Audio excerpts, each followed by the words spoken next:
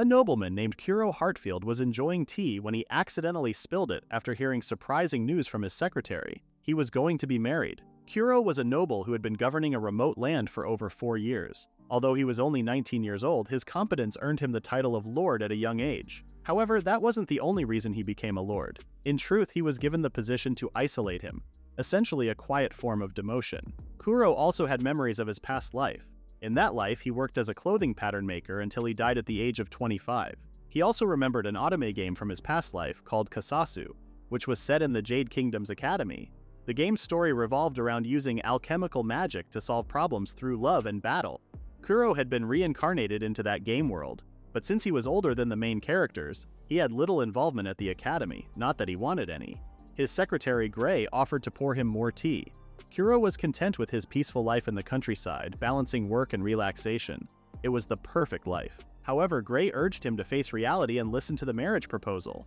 He was happy that someone was willing to marry Kuro despite his bad reputation among noblewomen. Apparently, Kuro was known by the nickname Perverted Deviant, a fact he was hearing for the first time. Kuro found it troubling to learn that he was getting married. Gray told him it was already decided and showed him the church's certificates and his parents' approval form. Technically, they were already married. Kuro saw that the documents were legitimate, but his wife's family name looked familiar. He felt like he had seen it somewhere before. Since both the church and his parents had approved, Kuro couldn't complain anymore. Still, he hoped his partner wouldn't mind the countryside or the age gap between them. Gray sneered and asked if Kuro was into little girls, which Kuro quickly denied. Gray brushed off Kuro's reaction and pointed out that he was going to marry someone from the Valentine family. Kuro was sure he had heard that family name before. It had to be important in this world. Gray then revealed that Kuro's bride was Violet Valentine, a member of a duke's family. Kuro immediately remembered Violet from the game Kasasu. Violet Valentine is the rival of the protagonist in most routes of the Otome game. She was known as a beautiful villainess, but her fate was tragic in every scenario. In the first route, Violet hurt the protagonist and was killed by an enraged love interest. In the second, she became a victim of a rampaging monster. In the third, she challenged the protagonist and a target character to a duel, lost, and was expelled from the academy. Afterward, she lived in a distant convent until she died suddenly. In the fourth route, she married an ugly man from the countryside after losing the duel and expulsion, and she worried about being mistreated by a pervert. Kuro realized that the game creator really seemed to have it out for Violet, considering those endings. Then it hit him. Violet was on the fourth route right now. He couldn't believe it. He was the ugly guy from the countryside. If his sister were there, she would probably throw a party to celebrate her brother finally getting married after having no luck with women. Kuro figured that if someone close to the royal family was marrying a noble like him, Violet had probably challenged the protagonist to a duel out of jealousy. He lost, and he had to take responsibility. From what he remembered, Violet had a harsh personality. He doubted they would get along. Kuro suddenly glanced at Gray and wondered if Violet had a thing for younger boys. Gray noticed Kuro's stare and suspected that Kuro was thinking of using him to avoid the marriage. Kuro shrugged it off, saying he just thought Violet might prefer good-looking boys like Gray. Gray hoped Violet would like Kuro instead, but Kuro found that unlikely since Violet was clearly interested in Vermilion Randolph, the third prince and a key target. Compared to him, Kuro felt like a plain man. Gray then told Kuro to focus on preparing to entertain their guest instead of sulking. Kuro called him disrespectful for mocking his master. A few days later, Gray looked proud after finishing the job of trimming the bushes near the entrance. Kuro wasn't even sure what the word pruning meant. Just then, Violet entered through the main gate, saying she had taken the liberty of calling out since the gates were already open. She introduced herself and said she looked forward to working with them from now on. Kuro was stunned by her clear, crystal-like voice and her striking violet hair and eyes. She was the same figure he had seen in the game his sister played. However, the aggressive gaze and confident demeanor he remembered were now replaced by a quiet sadness. This was the woman who became Kuro's wife. They soon sat down for tea, and Kuro apologized for not preparing more. Violet didn't mind, saying she had already caused trouble by arriving earlier than expected. Kuro expected her to scold him, knowing her temper from the game, but Violet calmly sipped her tea and said it helped ease the fatigue from her long journey. Kuro watched her, surprised by how much she seemed to enjoy the tea. He started wondering if she was a better person than he had thought. Her calm and graceful manner reflected the elegance of someone from a noble family. Her tall frame made her seem mature despite being only 15, and every movement was refined, showing the signs of a good upbringing. Kuro remembered that her swordsmanship matched any skilled man, and her academic performance was consistently at the top. He realized just how talented Violet truly was. Since she was the game's main rival, He figured she must have challenged the protagonist to a duel, and lost. However, what bothered him most was her hair. He couldn't help but wonder if it had always been that straight. Violet noticed him staring, and Kuro quickly apologized for being rude. He introduced himself and mentioned how long he had served as the land's lord. He hoped they could look forward to their future together despite the sudden marriage. Violet coldly replied that she looked forward to it as well. She then reintroduced herself as the eldest daughter of the Valentine Duchy and the woman who had exchanged vows with Kuro. Her composed tone almost made Kuro call her Her Highness. She then realized she should start calling herself Violet Heartfield since she could no longer use the Duke's name. Kuro assured her that he wouldn't ask about the recent events until she felt more comfortable. Violet quietly thanked him for his consideration. Kuro already knew why Violet could no longer claim the Duke's name. Her engagement to the duel-crazed prince had been broken and her parents had abandoned her. On top of that, she had been forced to marry a man she barely knew. For a young girl, it was a cruel and overwhelming situation. Kuro then asked Gray to prepare a bath for Violet. He apologized in advance if the place felt cramped. Violet was surprised by his thoughtfulness but still thanked him. While taking a bath, Violet thought about how both she and Kuro had been forced into this situation. She seemed a bit conflicted about it. Meanwhile, Kuro prepared a separate room for Violet. Later that night, Violet knocked on Kuro's door and asked if she could come in. Kuro said he didn't mind and asked what was wrong. When the door opened, Violet stood there wearing thin nightwear that revealed her lingerie. It was too much for Kuro, and he quickly looked away while asking if she needed something. Violet blushed, struggling to find the right words. She reminded Kuro that they were now husband and wife, despite the sudden marriage and barely knowing each other. Kuro quietly agreed. She also mentioned that it was their first time spending the night together in the same mansion. Then she pointed out that it was their wedding night. Kuro was too stunned to respond as Violet stepped closer and slipped off her nightwear. She said she had come to be embraced and pressed herself against Kuro. He remained frozen, too shocked to speak. In most Otome games, the protagonist usually doesn't have a large chest. This was meant to avoid focusing on sexuality since the main goal was to attract potential partners through charm and personality. In contrast, the rivals often had larger chests, highlighting the difference between them and the protagonist. Kuro remembered this because of Violet, who was currently being surprisingly bold with him. She pressed her large chest against him, catching him off guard with her forwardness. They had just gotten married after meeting for the first time, and Kuro couldn't help but notice how big and beautiful they were. However, a part of him realized that designing clothes for such a figure would be challenging. While he had always preferred smaller ones, seeing Violet in front of him made him realize that he liked the bigger ones too. Kuro pushed Violet away, telling her to calm down. He asked her to put on something and talk things through first. Violet looked confused and reminded him that they were now husband and wife, so they should spend their first night together properly. She begged him not to leave her sitting there half-dressed, waiting for him to make a move. Kuro admitted they were married now, so there was nothing wrong with looking at her. Still, if he gave in, Gray would definitely tease him while congratulating him. Violet moved closer, asking him to touch her even though she looked embarrassed. She urged him to hurry up and pushed Kuro down onto the bed, pinning him beneath her. But Kuro noticed her trembling. He didn't want things to happen like this, not when Violet seemed so unsure. Violet's expression turned sad as she asked if Kuro didn't find her attractive. She wondered if men preferred girls who seemed vulnerable and sweet, someone who smiled easily and made others want to protect her. Kuro realized Violet was talking about the protagonist, a petite girl with strong alchemy skills, known for her bravery and kindness. Despite coming from a commoner background, she treated everyone with warmth, regardless of their status. Kuro figured Violet might have felt jealous of what the protagonist had. He also suspected that this situation matched the fourth root of Kasasu. He could only guess that the prince had developed feelings for the protagonist and discarded Violet. Violet insisted that she was already an adult. As a noble, she knew the significance of the wedding night and claimed she was prepared for it. Kuro saw how serious Violet was as she tried to follow the teachings about offering her purity on the first night. As a noble, she was taught to value her name over discomfort and follow tradition even if it brought pain. These lessons were meant to shape her into a proper noble. Seeing how Violet was so bound by this sense of duty, Kuro realized he didn't want to be swept up in that kind of thinking. He then told Violet that he disliked seeing her act that way. Hearing the word dislike made Violet freeze. It reminded her of the prince's harsh words when he told her never to show her face again. The last thing she heard from the person she loved was a rejection. Violet had worked hard to become a woman worthy of the prince, someone strong enough to stand by his side. Even after being rejected, she kept trying to fulfill her role as royalty. Even her father, who once told her that killing her would be unreasonable and still a crime, hadn't rejected her after the engagement was called off. Instead of being sent to a convent, she was told to marry a noble and make herself useful. Violet had heard rumors about Kuro Heartfield, the third son of the Heartfield Baron family. He had dropped out of Azalea Academy and was now a lord in a remote area. The rumors painted him as violent, domineering, lustful, vain, arrogant, and jealous. Not a single good thing was said about him. Violet figured that made him a fitting match for a fallen noble like her. Still, she couldn't find any real meaning in this sudden marriage. Even so, she spoke up first and arrived at her new home. To her surprise, Kuro and his secretary Gray seemed like decent people. She was even more surprised to see Kuro himself cleaning the house. She learned that only Kuro and Gray lived there since they couldn't afford to hire more staff.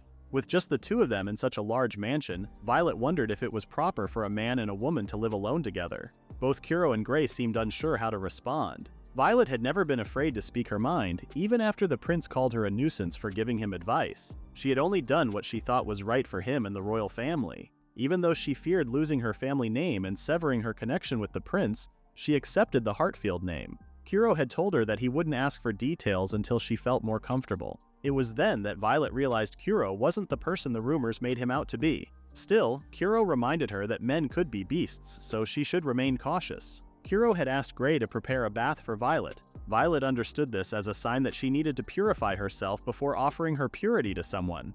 Since Kuro was known as the perverted deviant, she worried he might try something while she was in the bath. For now, she decided to scold him for not acting like a proper noble. Even if he was her husband, he needed to behave with dignity, regardless of his reputation.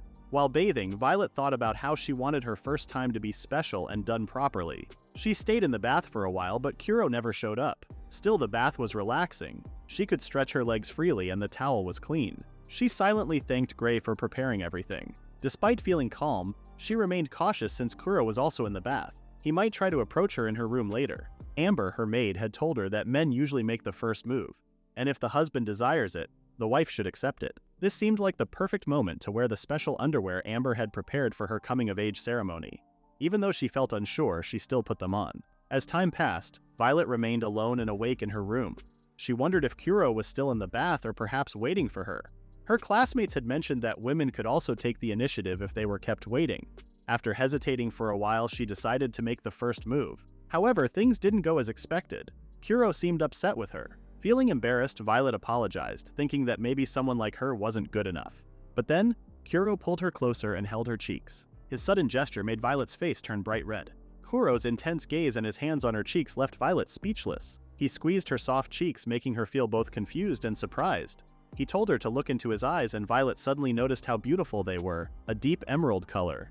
It felt strange, almost like it was her first time really seeing his eyes, even though they had already spoken earlier. Kuro then accused Violet of making a fool of herself. He pointed out how she had been acting at the academy, scaring off women who approached Prince Vermilion and ignoring the prince's words. He suggested that the prince might have liked Violet, but her cold and harsh behavior toward those who admired him probably made him hate her. Kuro added that he couldn't forgive her for that and mentioned how he had challenged her to a duel, which ended with him getting hit by the prince and the others. Violet broke into a cold sweat, realizing that no one knew those details until now.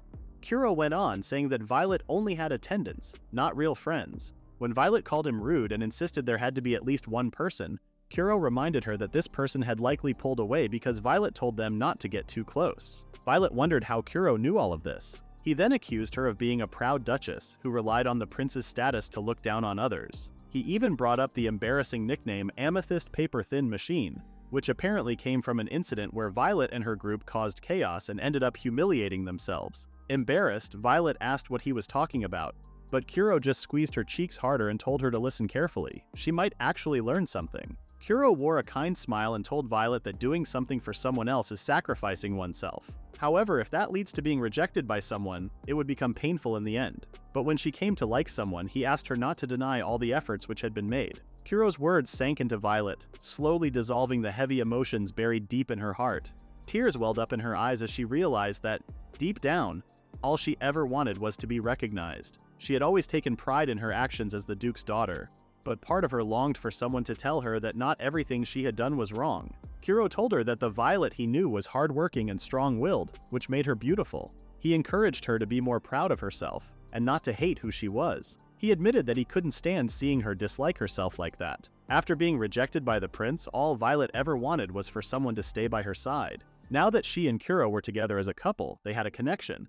But Violet had been acting recklessly, not realizing that she wasn't alone anymore. She thanked Kuro for his kind words, and Kuro was happy to have helped. Violet then mentioned that the rumors about Kuro being a pervert and degenerate might not be so reliable after all. Kuro nervously asked how far that nickname had spread, clearly embarrassed. He turned away, flustered, and told Violet to put something on. Violet paused for a moment, then leaned toward him. She reminded him that it was their wedding night and asked if he really wouldn't hold her. Kuro firmly told her that this wasn't about pity. He wanted her to take her time and create a place for herself first. He reassured her that they had plenty of time to grow together as a couple. Even though Violet felt relieved that she was safe, a small feeling of disappointment lingered inside her. Kuro suddenly leaned forward and kissed Violet on the forehead. She was caught off guard and blushed. Kuro laughed, saying he had planned to do something more impressive, but things didn't go as expected. He figured it was better not to force anything this time. Violet, feeling embarrassed, playfully punched him and called him stubborn. Kuro just laughed and told her to put on some clothes. Afterward, Violet got dressed and talked with Kuro about where she would be living from now on in their upcoming married life. The time with Kuro felt calm and comforting. The next morning, Gray clapped his hands and teasingly congratulated Kuro. Kuro expected that reaction from Gray, but it was still annoying. He insisted that nothing happened the way Gray imagined. Gray joked that lying was the first step toward becoming a pervert. He then asked if nothing really happened on their first night, calling Kuro useless and spineless.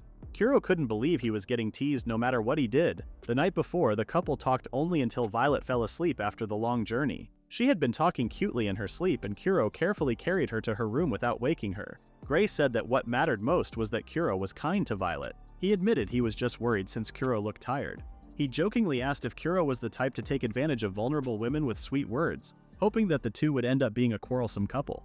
Kuro responded that it would probably look bad to others. Gray found it impressive that someone as unpopular as Kuro had managed to handle the situation so well. Kuro brushed it off, saying it was just a coincidence that his words matched with Violet's. He couldn't tell anyone that it was all thanks to his memories from his past life. All he knew was that Violet's self-sacrifice had been genuine, and her efforts were what really mattered. He understood that everyone had strengths and weaknesses.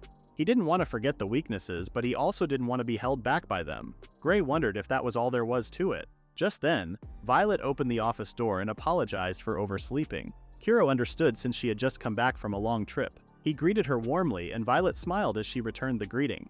She also thanked Gray for the bath, which pleased him. Gray then mentioned that Violet looked much more relaxed compared to the day before. He had heard from Kuro and assumed it was because of the good conversation they had. Violet blushed and held her forehead, saying she had experienced something even the prince had never done to her, but it wasn't unpleasant. She was referring to the forehead kiss, but Gray misunderstood and thought it was something inappropriate. Kuro quickly denied it, telling Gray not to get the wrong idea.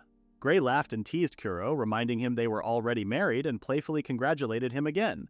Violet, confused, asked what they were talking about, but Kuro told her not to worry about it. An hour later, the couple finished their meal. Kuro asked Violet if she liked the food.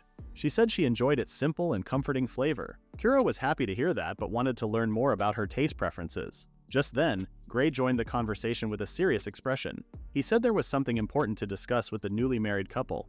Kuro asked if he could call Violet his dear mother. The couple paused for a moment until Violet asked why. Kuro scolded Gray for bringing it up so suddenly. Violet then remembered that Gray was Kuro's secretary. Kuro explained that while it might seem that way to others, the truth was more complicated. He formally introduced Gray as both his secretary and his child. Gray appeared calm now, but he had once been a slave under the former lord. When Kuro arrived at the mansion, Gray had already been in a weakened state. He had been following orders without much thought, barely able to speak. Over time, he slowly opened his heart, and as part of that process, Kuro gave him the surname Heartfield. Violet realized that if Gray was Kuro's adopted child, that made her the adopted mother. Gray admitted that it was already hard to believe that a noble would adopt someone like him, so his request to call Violet mother might have been too much. Violet also recalled that the slave trade was technically banned in the country. After considering everything, she decided to take on the role of Gray's mother. Kuro was surprised by how quickly she accepted the idea. Violet then approached Gray and told him he could call her mother any time. Kuro couldn't believe how naturally Violet went along with it. Gray hesitantly called her mother, and Kuro wondered how serious they both were. Still, he could see how gracefully Violet handled the situation, even though her eyes burned with determination. Violet then wondered how she should address Gray. Kuro suggested that she call him the usual name, but Violet wanted to treat him with warmth so their bond as mother and child would grow stronger. Soon they began calling each other like a real mother and child. Somehow, Violet's parental instincts seemed to kick in too hard. Kuro couldn't believe how easily the usually strict and proud princess had been swayed. She looked like a natural airhead at that moment. He asked her to calm down, admitting that while she wasn't wrong, she might have misunderstood something. Violet replied that she had been reflecting on her past and realized that she lacked flexibility. To adapt to this new land, she was determined to become a wonderful mother and raise Gray into someone great. Kuro advised her not to accept everything without question. Gray then thanked them, saying he was happy. Kuro decided to stop questioning the situation, thinking it might be rude to dig any deeper. Despite the commotion, Gray reminded Violet to maintain proper formality between them in public. Kuro could tell Violet was disappointed, realizing that her sense of flexibility still needed some work. Kuro went outside and told Violet to relax for a while since he would show her around later in the afternoon. Violet asked where they were going, but Kuro only said they had some business to take care of. Violet asked to join them. She reminded Kuro that she was now his wife and that a wife should understand her husband's work. Kuro was left speechless by how stunning she looked. When Violet asked if something was wrong, Gray commented that Kuro's composure still had a long way to go. Kuro told Gray to stop saying unnecessary things and warned Violet to be prepared. He said that the duties of a lord were not as easy as she might think. His serious tone made Violet feel a bit nervous. Violet was surprised to see what being a lord actually involved. She found Kuro and Gray working like farmers, which left her confused. Kuro proudly explained that he was tending the fields by spreading fertilizer and tilling the soil with a hoe. Violet was shocked but not entirely surprised, considering Kuro was a lord from the countryside. She reminded herself not to hesitate since she was now part of the Heartfield family. Wanting to help, Violet tried to lift a nearby bucket, but the strong smell overwhelmed her. She asked Kuro what it was, and he explained that it was organic fertilizer mixed with cow and pig manure, which helped crops grow beautifully. Violet hoped Kuro wouldn't mention manure with such a happy expression. Unable to handle the smell, Violet stepped away and apologized for losing her composure. Kuro suggested she rest under the shade.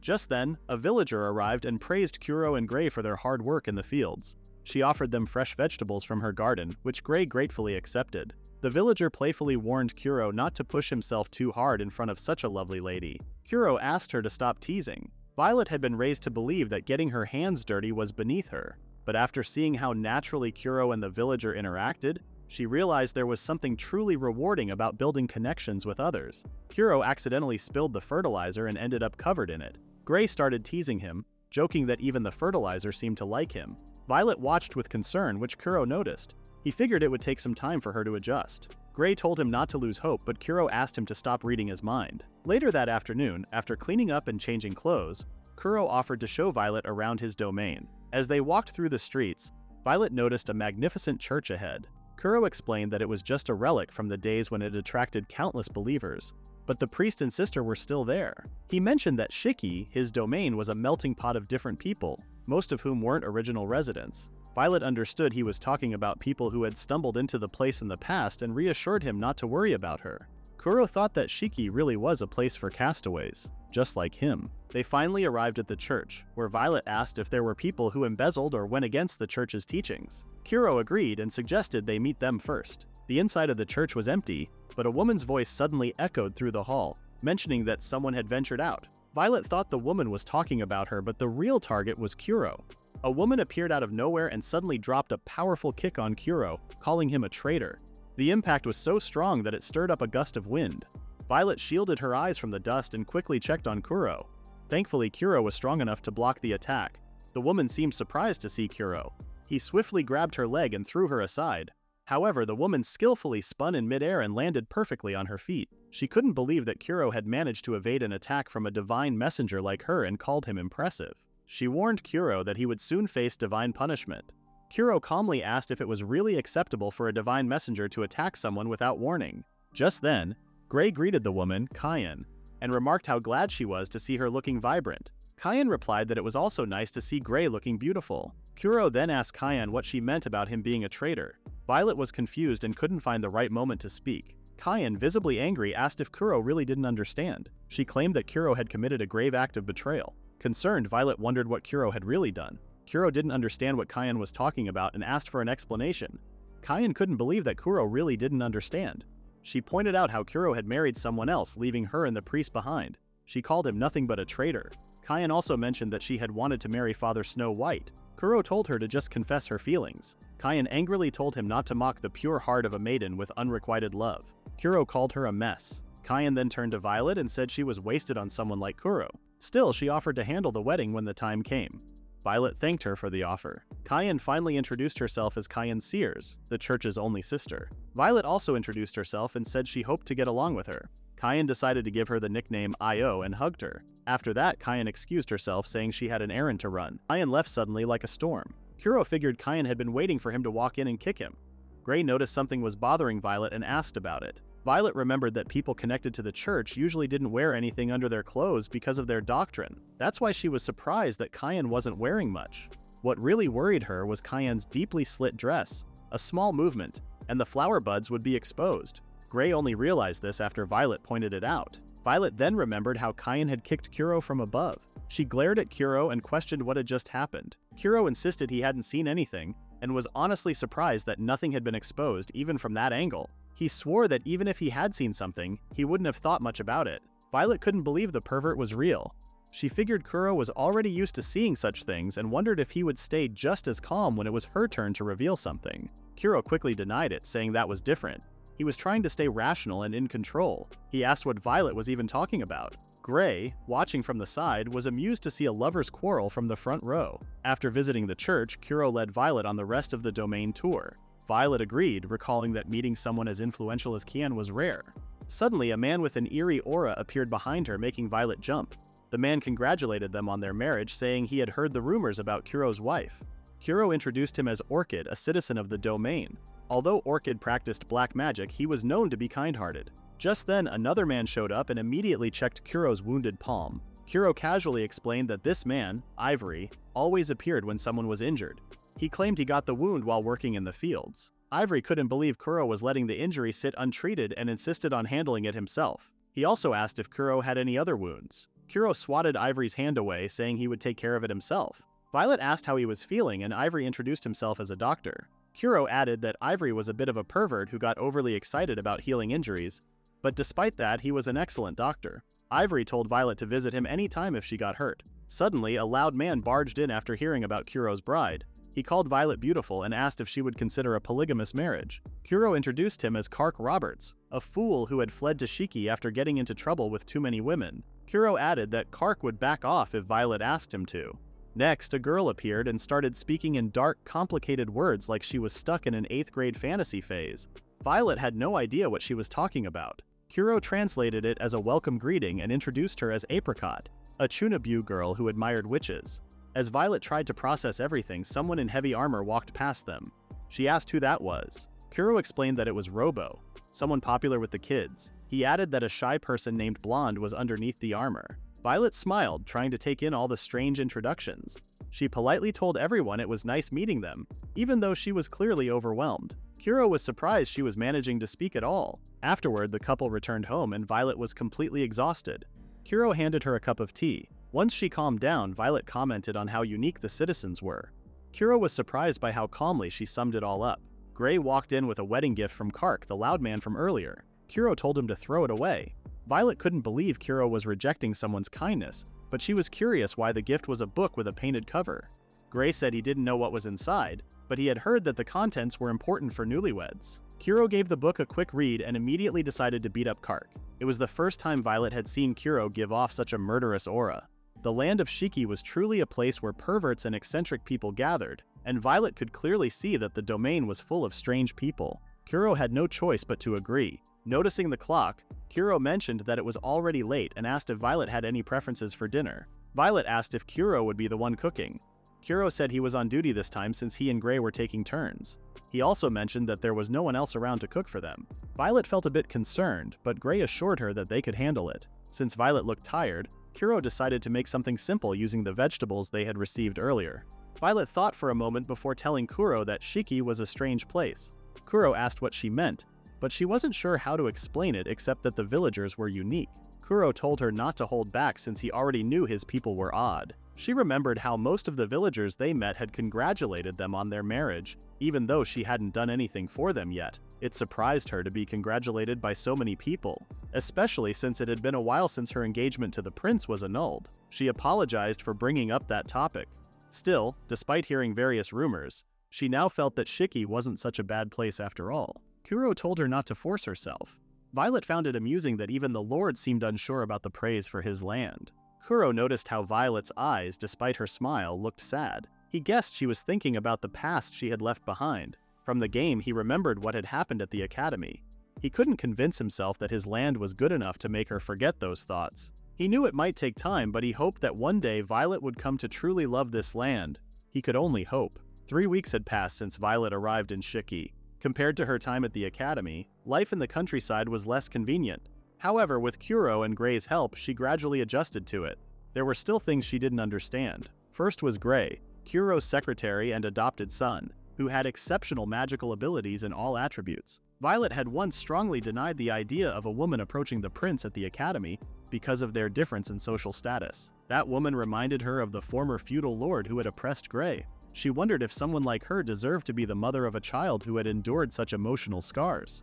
One day while doing chores, Gray tried to imitate Apricot's dramatic words and used magic to cut the grass. Kuro told him to just cut it normally. Curious, Violet approached Gray and asked if he was struggling with any difficult feelings.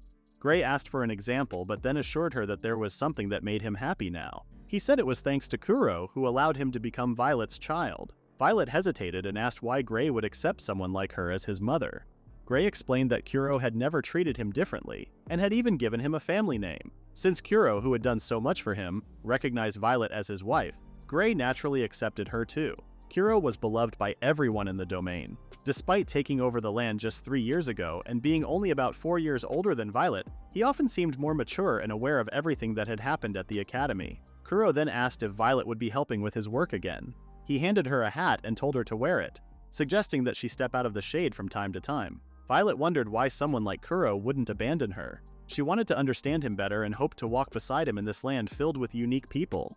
Just then, a hooded woman passed by and whispered into Violet's ear. She warned that the esteemed one was advising Violet not to get carried away. Violet replied that she understood. It seemed like she couldn't catch a break. Hearing the warning from the hooded woman made Violet feel sad. She only wanted to walk alongside Kuro and become someone admired like him. Violet assumed that the woman had been assigned by her father to watch over her. She asked what would happen if she ignored the warning, but the woman said nothing. Instead, she simply reminded Violet that she had given her warning before disappearing into thin air. Violet knew all too well that her father no longer cared about her. Still, she could now see more clearly the kind of person she wanted to become. But that wasn't something she wanted to achieve by causing trouble for others, especially Kuro. Just then, Kuro noticed her walking far behind and asked what was wrong. Violet apologized for the delay and suggested they keep going. Kuro asked if there was a reason she had stopped. Violet assured him it was nothing, saying she was just admiring the view. Kuro leaned toward her, looking her in the eyes. He could tell something was off and asked if she was hurt. Violet said it might have just looked that way because of the hat's shadow and assured him she was fine and able to keep working. Kuro said that was good enough for him. Violet insisted there was no problem at all. She was surprised by how sharp Kuro was, but she didn't want to make him worry any further. Gray showed up with a worried look and said something had happened to the field. It was ruined, and Kuro wondered if monsters had caused the damage. They informed the villagers afterward. Ryan asked if Kuro wanted them to protect the town. Kuro confirmed this and explained that there were unfamiliar footprints in the field. If it was a new type of monster, the threat level would be unknown. For now, Kuro decided to scout the surrounding area and ask those who could fight to protect the town while he was away. Kayan assured him that she would handle things. Kuro told Violet to stay behind, but she insisted on going with him. Despite her father's warnings, Violet saw this as her chance to contribute to the domain. She believed it was the duty of nobles to eliminate any threats to the people. In the forest, Violet asked if monster subjugation was common for a lord in Shiki. Kuro said it was rare and told her to be careful. The road was muddy from the rain the night before. Kuro asked if she had any combat experience, and Violet said she had done mock training at the academy. Kuro remembered the training grounds just outside the academy, and recalled a particular scene from the game where the protagonist would slip and fall because of the poor footing, leading to an encounter with the target character. Violet admitted that she wasn't used to the dirt and apologized if it caused any trouble. Kuro reassured her, saying everyone has things they aren't used to. That's what partners are for. Violet said she was counting on him. Kuro was surprised by how straightforward Violet had become. She actively helped with his work and even learned how to cook from Gray so she could help with the mansion's duties. Despite being unfamiliar with rural life and the ways of commoners, Violet was trying her best to adapt. Kuro remembered how Violet always faced a cruel fate in every route of the game. He knew he had to keep a close eye on her. Violet struggled to walk through the muddy path but hurried anyway since the people in the domain were growing uneasy. Kuro warned her that rushing wouldn't help. Suddenly, Violet slipped and closed her eyes, bracing for the fall. Luckily, Kuro caught her just in time and asked if she was okay. Blushing, she apologized and said she owed him one. Kuro replied that he was just relieved she wasn't hurt. Violet then mentioned that the last time Kuro held her like that was on their wedding night. She added that he felt tougher than she had expected. Just then, Violet heard splashing sounds and told Kuro to stay quiet. She mentioned hearing water nearby. They carefully moved forward to find the source of the sound. Violet wondered if there was a river nearby, but Kuro said there shouldn't be one. Even if a monster was bathing in a puddle, the noise was too loud. He thought it might be dangerous if it was a giant monster, so he decided they should head back to town and request reinforcements. Suddenly, they heard a monster's roar and a woman's scream. Violet quietly chanted a spell, and Kuro immediately felt stronger. Violet said they wouldn't have time to call for help. She explained that she had cast a spell to erase their scent and block recognition. Without wasting any time, they ran toward the noise, thinking a traveler might be under attack. Violet and Kuro soon came across a thick cloud of steam. Inside it, they saw the shadows of a group of monsters and a human figure. Violet told Kuro to get down and swung her sword hard, cutting through the steam. As the mist cleared, they saw a woman standing confidently in front of the monsters, making noise to herself. She called the monsters her children and told them to give thanks to the land for the hot springs. The monsters barked at her, and the woman assumed they were admiring her beauty. The couple silently watched as the woman flaunted herself in front of the monsters. Violet asked if this was normal in Shiki, but Kuro denied it. He confirmed that the woman was indeed a genuine pervert. The woman admired her own figure, calling it a perfect golden ratio. She couldn't believe a hot spring capable of enhancing her beauty existed, claiming it was the world's way of showing appreciation for her. Kuro silently agreed that the woman was beautiful, but her exaggerated poses seemed strange to him. He had a feeling he had seen her somewhere before. The woman glared in their direction and told them to look at her naked body with confidence. The couple was shocked that the pervert had noticed them. It would be bad if she turned out to be a demon Tamara who could control countless monsters. The woman then said that art wouldn't be complete without viewers and told them to come out so her artistic value would increase. The monsters barked in agreement. Kuro and Violet thought it was foolish to stay on guard in front of such a woman. They decided to lift Violet's spell and stepped out of the bushes. The woman saw a young man and woman who seemed to appreciate art and called them lucky for meeting her by chance in such a remote place. She said the admission fee was on the house and invited them to enjoy the view of her body. Violet interrupted the woman and asked if she wasn't even a bit embarrassed. Kuro nervously glanced to the side.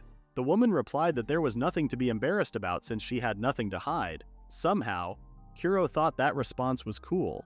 The woman then gave them a sharp look and assumed they were a couple. She apologized if that was the case and wondered if Violet was worried that her boyfriend would see her naked and start comparing them. The woman told them not to worry since love could hide such things, but she wasn't sure if there was a love strong enough to surpass her impressive figure. Her words and attitude angered Violet. Kuro quickly stopped his wife from drawing her sword. He realized they were getting nowhere and asked Violet to step back.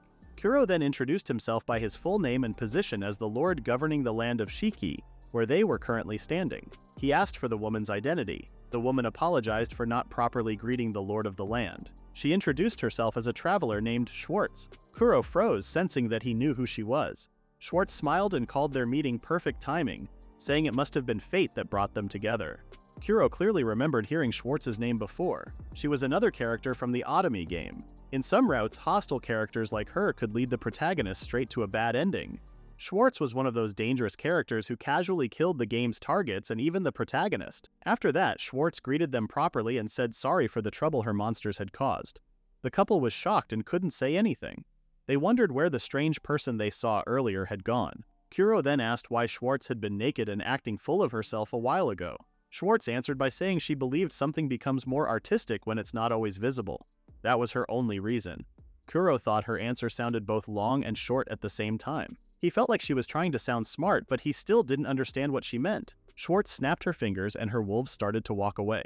Kuro and Violet were both surprised and confused. Violet guessed that Schwartz was a demon tamer. Schwartz then explained that she had always been able to understand how demons think. She met a child during her travels, and that child had followed her ever since. She said that people who didn't know the area ran away because of that. Kuro thought that was probably why the fields had been damaged. Schwartz went on to say that normal demon tamers give orders to demons, but in her case, she only talked to them. She didn't control them at all. Violet noticed that Schwartz called them her children. Schwartz said it was the monsters who liked being called that in a loving way. Kuro remembered how Schwartz was in the game. She was more dangerous there. She even killed other characters just to survive. In the game, Schwartz was known as an assassin. As far as Kuro knew, there wasn't a storyline where she ended up with Violet.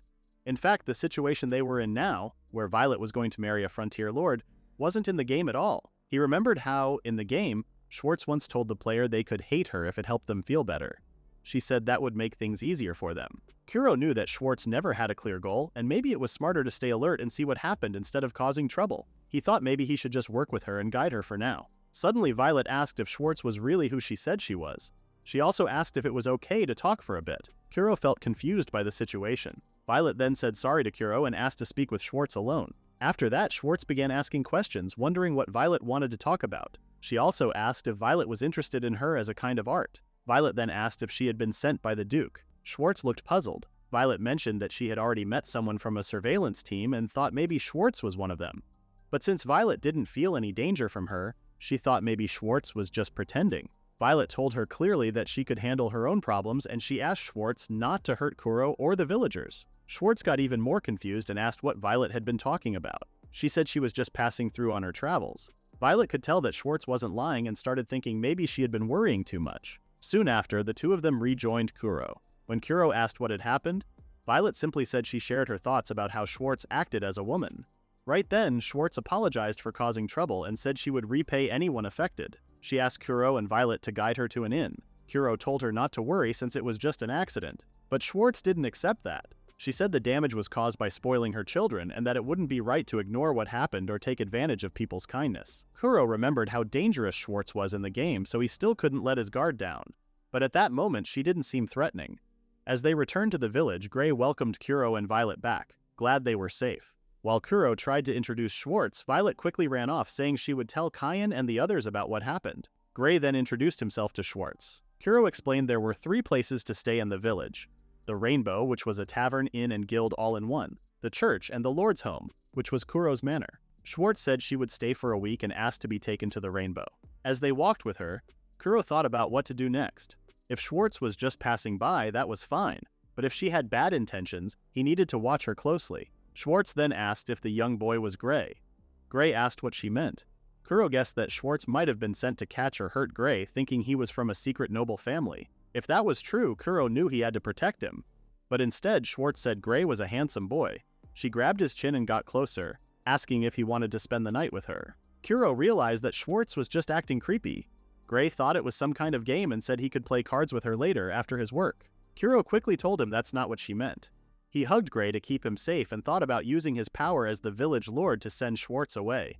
Schwartz said that was what she meant and suggested they play card games like poker or dice-sai. Kuro was left confused again. Schwartz said she enjoyed learning local rules during her travels and asked Gray to teach her different games. Gray got excited and said he didn't mind. He even asked Kuro for permission. As long as they didn't cause any trouble, Kuro let them be. The two of them cheered happily. Kuro, still unsure, wondered if he had just misunderstood everything in a weird way. Later that night, Schwartz won a card game against Kuro and the others. Kuro finally realized how good Schwartz was at playing cards. She had mentioned before that she was confident, and she was glad the place they brought her to was full of energy and fun. She said her winning streak was becoming too easy and that games should be exciting. Then, she said she would take off her clothes whether she won or lost. Kuro thought she just wanted a reason to undress. At that moment, Schwartz played a royal straight flush. She took off some clothes and said the win was like seeing a piece of art. Kuro quickly asked her to stop and covered Gray's eyes. The others were shocked and thought Schwartz was a wild person. Kuro said she had been like that since the day they met. Some of the others got too interested, wanting to see more, especially the wound on her body. The night continued with lots of noise and chaos. After that, Kuro and Gray went home. Kuro felt more tired, but Gray said he had fun. Kuro couldn't stop thinking about how different Schwartz seemed during the game compared to how he had known her before. He even started wondering if there were 2 people with the same name. Just then, someone came up from behind and grabbed Gray while saying sorry. It was Schwartz, smiling. Kuro couldn't believe he had let his guard down, and now it seemed like Gray was her target all along. But Schwartz suddenly acted sweet, thanked Gray for the fun time, and called him cute. She asked if they could play again someday. Gray complained that she smelled like alcohol. That's when Kuro realized Schwartz was just drunk and hugging people. When they got back home, Violet asked Gray if Schwartz had done anything strange, like she was his mom worrying about him. Gray told her everything was fine.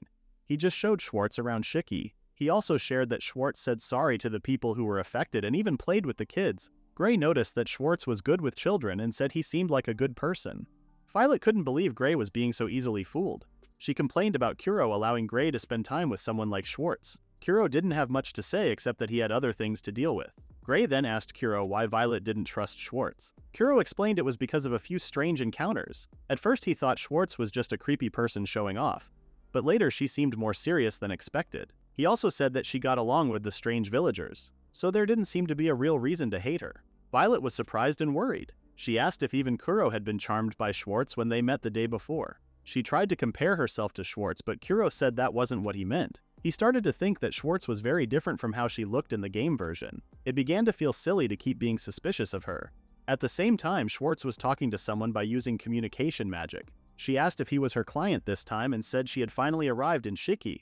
The man on the call told her to go ahead with the mission. Schwartz then asked if it was really okay to kill Violet Valentine. The client made it clear that Violet was no longer a Valentine. Schwartz understood and told him to look forward to the results. When the client noticed her voice sounded different, Schwartz said it was just part of the character she was playing. The next morning, Schwartz was outside playing with the kids. Kuro watched them from his office window. He noticed that she seemed to be having a good time. While going through some papers, Kuro saw something unusual and asked Violet about it. Violet said it was one of the new laws from the royal capital. It talked about how land and control were shared between the Marquis family and the Frontier Count's family. Kuro thanked her because he hadn't heard about it before. The two of them kept working. As Kuro looked at Violet, he realized she had been focusing more on her work lately. At first he thought she was finally relaxing, but it seemed like she was working even harder, like she was trying to forget something. Violet apologized and asked Kuro for help because there were some parts she couldn't decide on her own. Kuro asked which ones. She brought up the robot dispatch expense invoice for the nearby town. Kuro said just signing it was usually enough, and for some reason, it always got approved. Sometimes they were even billed for repairs, so the cost usually evened out, but it was still helpful. Next, Violet mentioned the Evil God Summoning Festival from the Black Magic Society. Kuro explained it was actually just a ceremony held by people who liked black cats and black magic. Then, Violet asked about something called the String of Words Wedged Between Crosses. Kuro said it was a strange, overly dramatic request form. In short, someone wanted to build a place to test their magic using public money. There was also a request to create a resurrection drug, but Kuro told her to ignore it. Another one asked to bring in more women between their teens and 70s from outside the area, which Kuro also told her to ignore like always. Violet couldn't help but think that being a feudal lord was a strange job. Kuro simply said that things were just like that in Shiki. Just then, Kuro saw something outside the window. At the same time, Kyan ran in and went straight to Schwartz. She was out of breath and looked angry. She told Schwartz to stop pretending and said she suspected her of something. She told Schwartz to admit what she had done. Schwartz looked confused and asked what she was talking about. She told Kyan to calm down before they talked, but Kyan didn't listen. She told Schwartz again to stop acting innocent and then suddenly jumped and kicked her hard. The kick hit strongly, but Kyan felt some pushback. Schwartz had blocked it with her arm. Then she said Kyan was being rude for using violence. She also said Kyan's outfit didn't look nice and that it wasn't something that should be worn in public. She was clearly talking about something inappropriate. Kyan got even more upset and asked what she meant by that. Schwartz then looked to the side and saw that the children nearby were scared. She asked Kyan to stop and pointed out how frightened the kids were. She said she would say sorry if she really did something wrong, and asked Kyan why she had attacked her in the first place.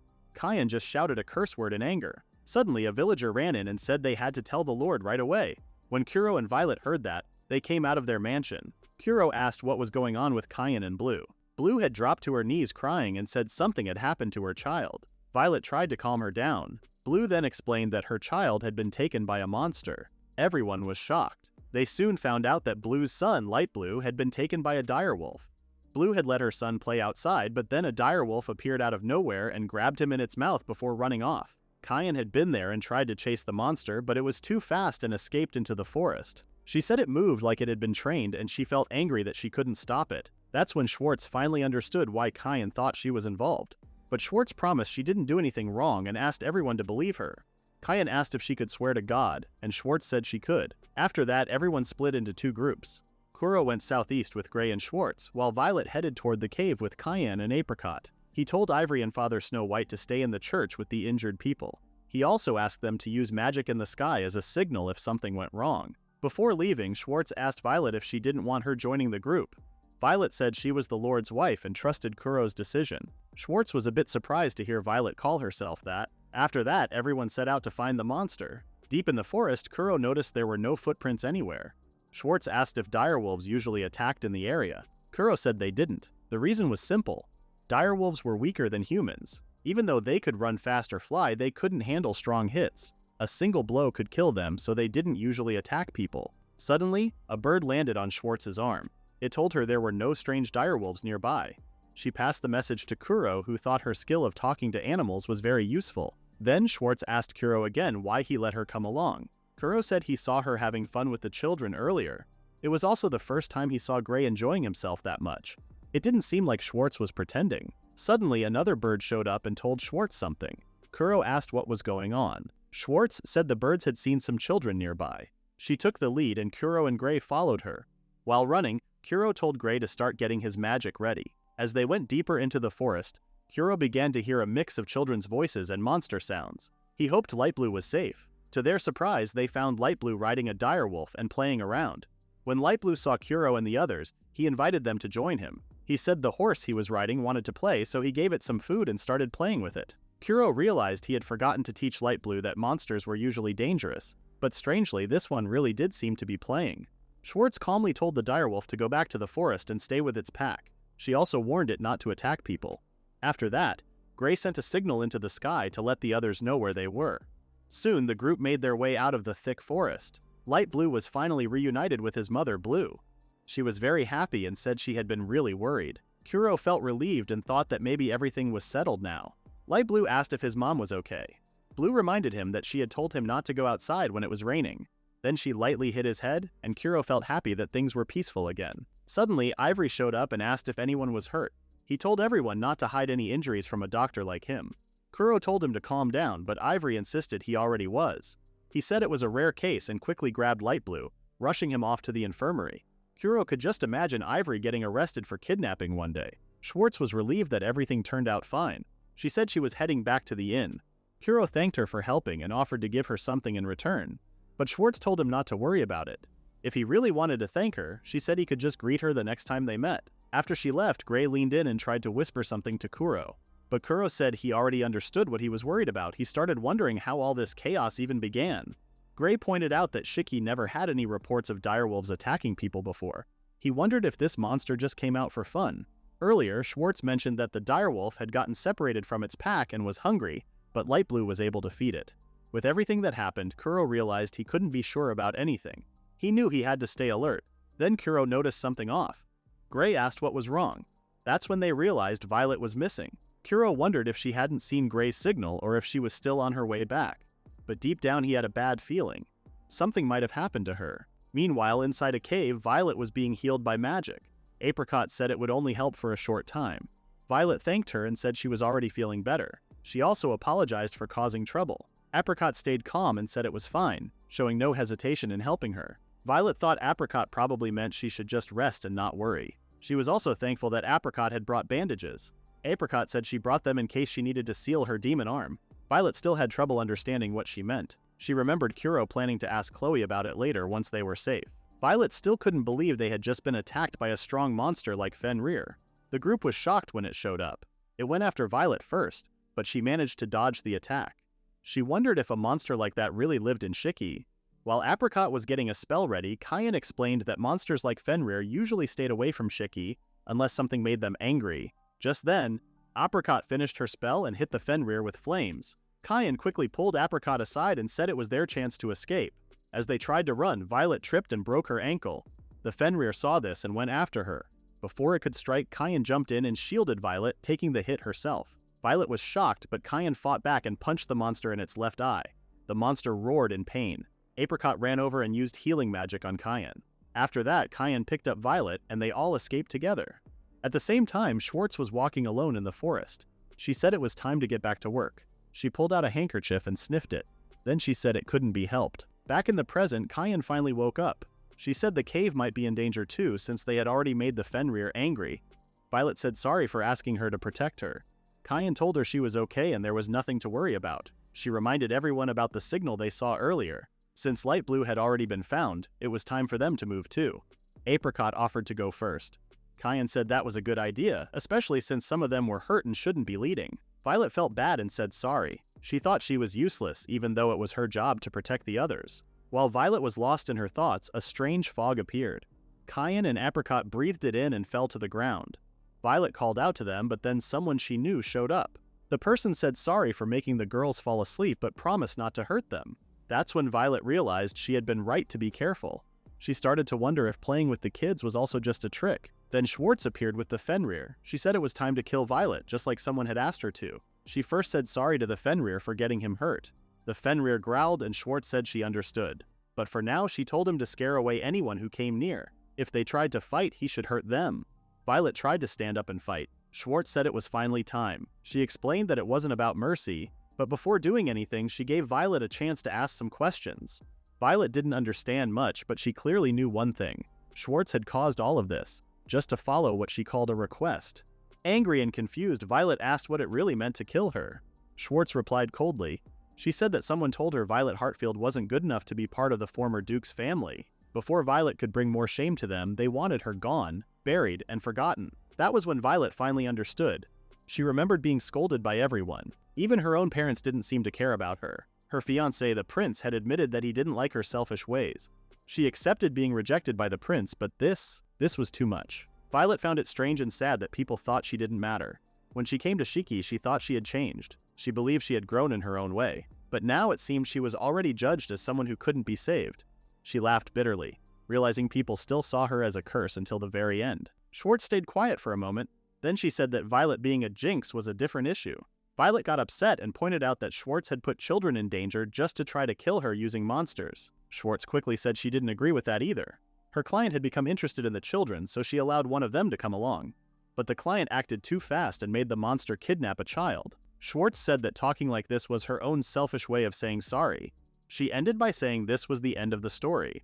Violet stayed quiet for a moment. Then she asked Schwartz to stay away from Apricot and Cayenne.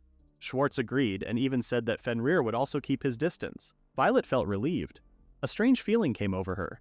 Even though she knew she was about to be killed, she was glad that no one else would get hurt. She suddenly remembered something Kuro once told her. That he liked people who worked hard and that she should be proud of herself. In the end, she hadn't done anything like a real couple would with him. She started to wonder if Kuro would be sad if she died.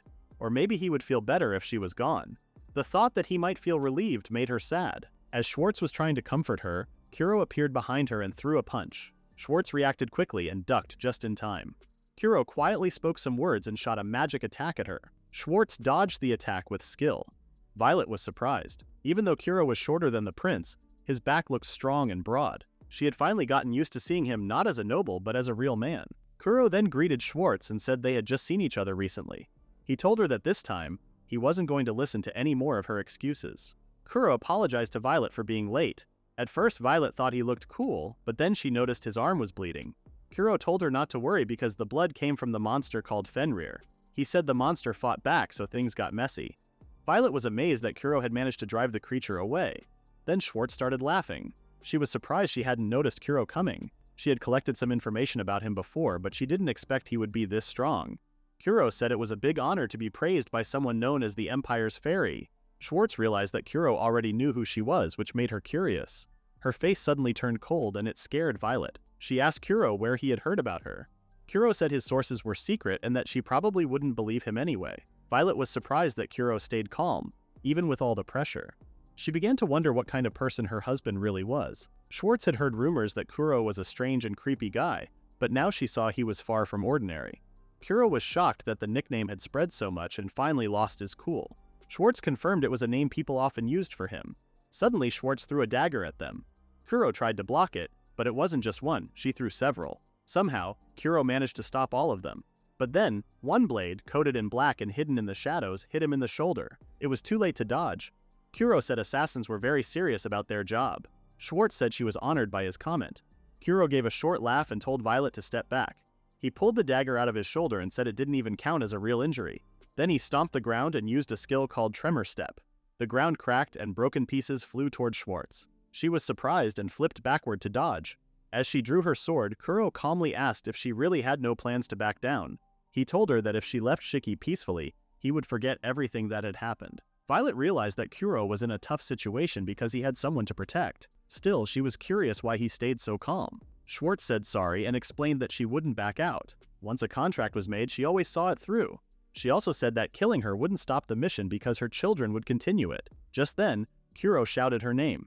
His voice was cold and it made the girls feel afraid.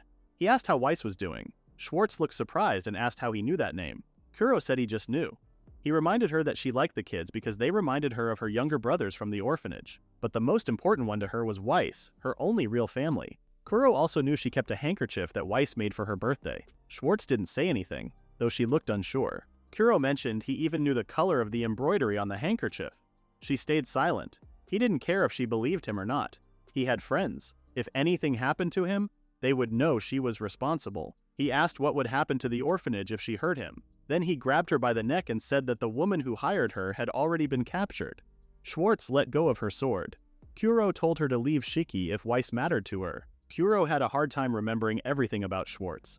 The information he had about the Casas came from his past life over 20 years ago. Since Schwartz arrived in Shiki, he acted like they were getting along. But in secret, he contacted a friend in the capital to compare his old memories with the new information.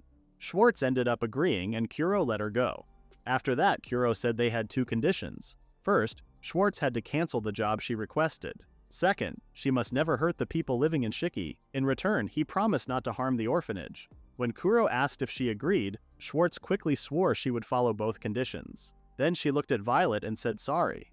She said she wouldn't ask for forgiveness but made it clear she didn't hate Violet. Before leaving, she said she didn't feel sorry for them either. Kuro then checked on the other girls and saw that they only had small injuries. He told them they could relax now. After that, he asked Violet if she was hurt. But Violet didn't answer. She was sitting in the corner, hugging her knees, and hiding her face. Kuro didn't blame her, even though the danger was over. She had just found out that someone had been trying to kill her. That would scare anyone. The person behind it was from the same household that had been watching over her. It looked like the person acted alone, thinking they were protecting the family in a twisted way. Kuro went closer to her and told her that Gray and the others would be arriving soon. He said only the priest who caught the person behind the attack and a few others knew what really happened.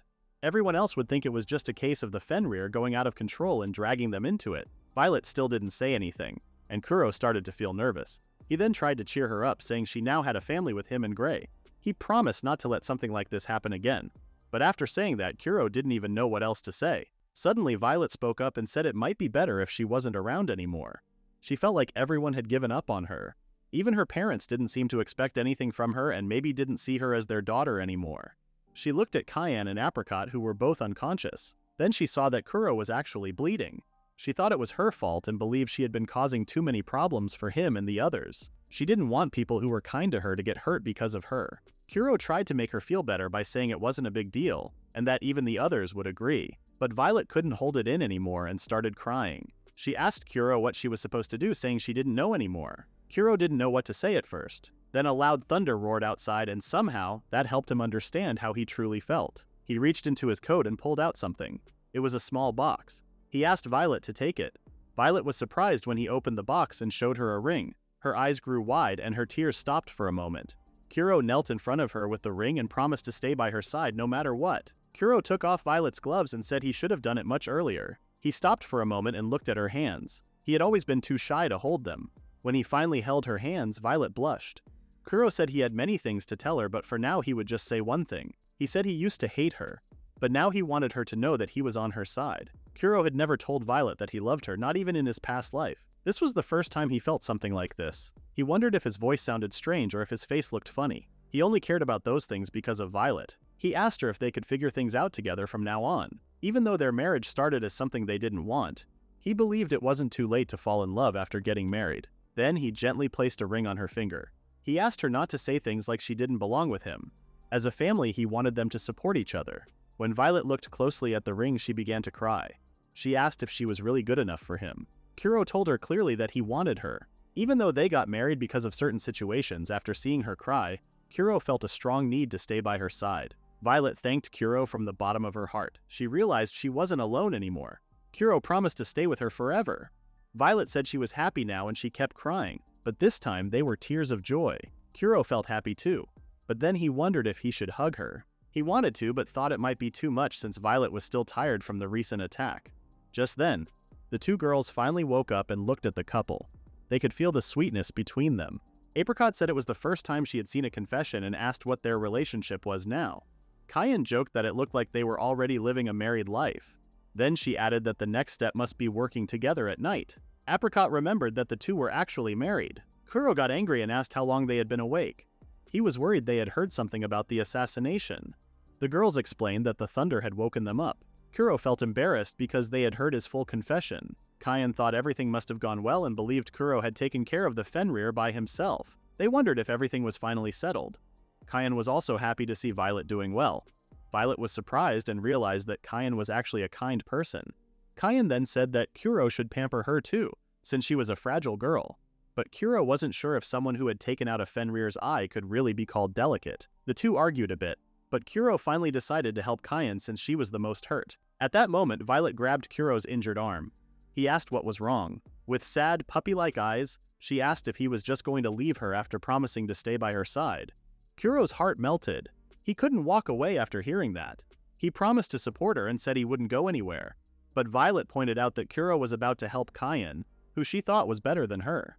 Kyan teased Kuro, asking if he was getting nervous. Apricot joined in, chanting something dramatic about them being tied together. Kyan, acting like a big sister, joked that a kiss might solve everything. She said, as a servant of God, she would witness the moment. Kuro complained, saying it was weird to have his first kiss in front of a nun and someone acting like a fantasy character. Then Violet called his name.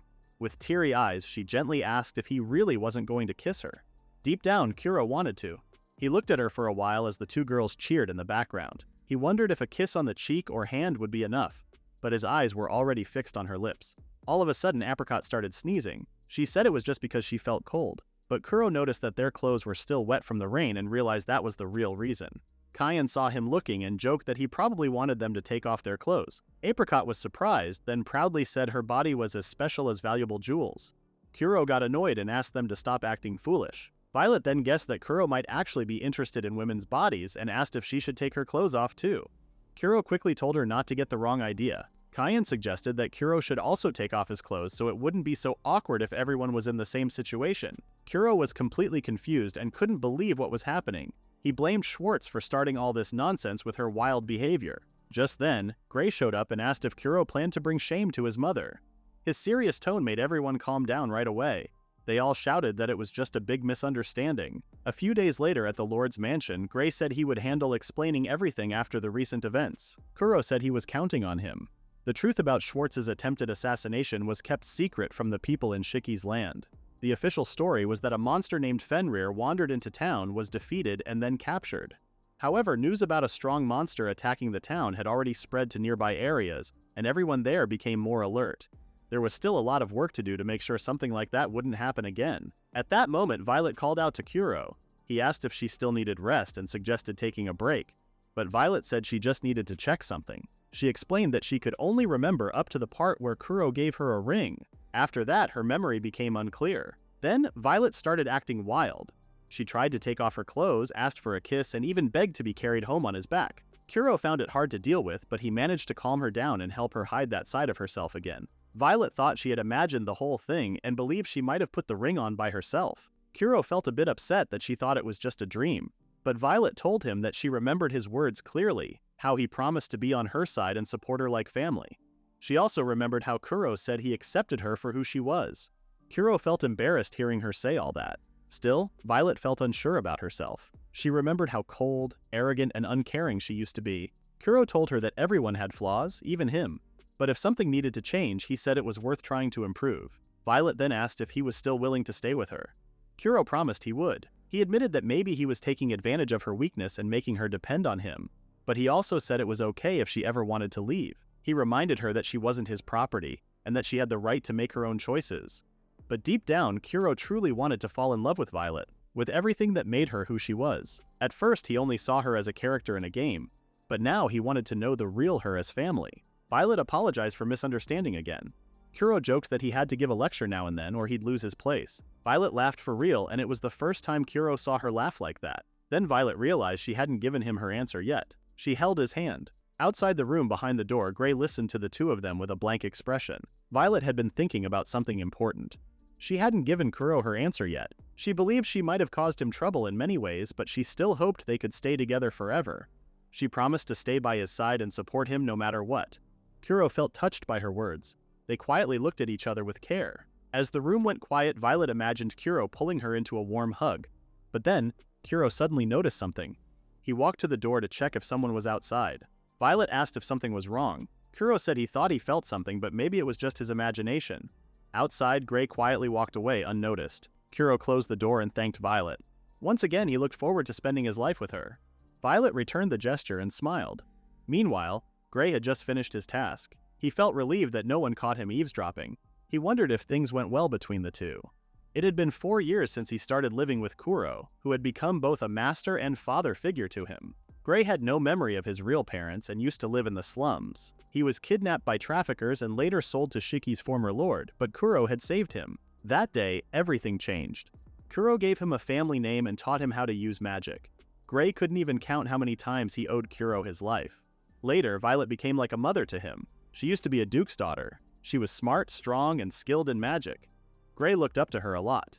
More than anything, she was the woman Kuro had chosen, and Gray hoped the two would be happy together.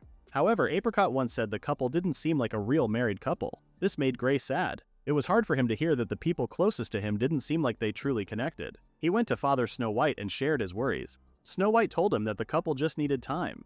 He said they should talk properly without being busy or stressed. He suggested they should spend time getting to know each other better. Gray agreed. He realized that since getting married, Kuro and Violet hadn't really had a quiet moment to talk.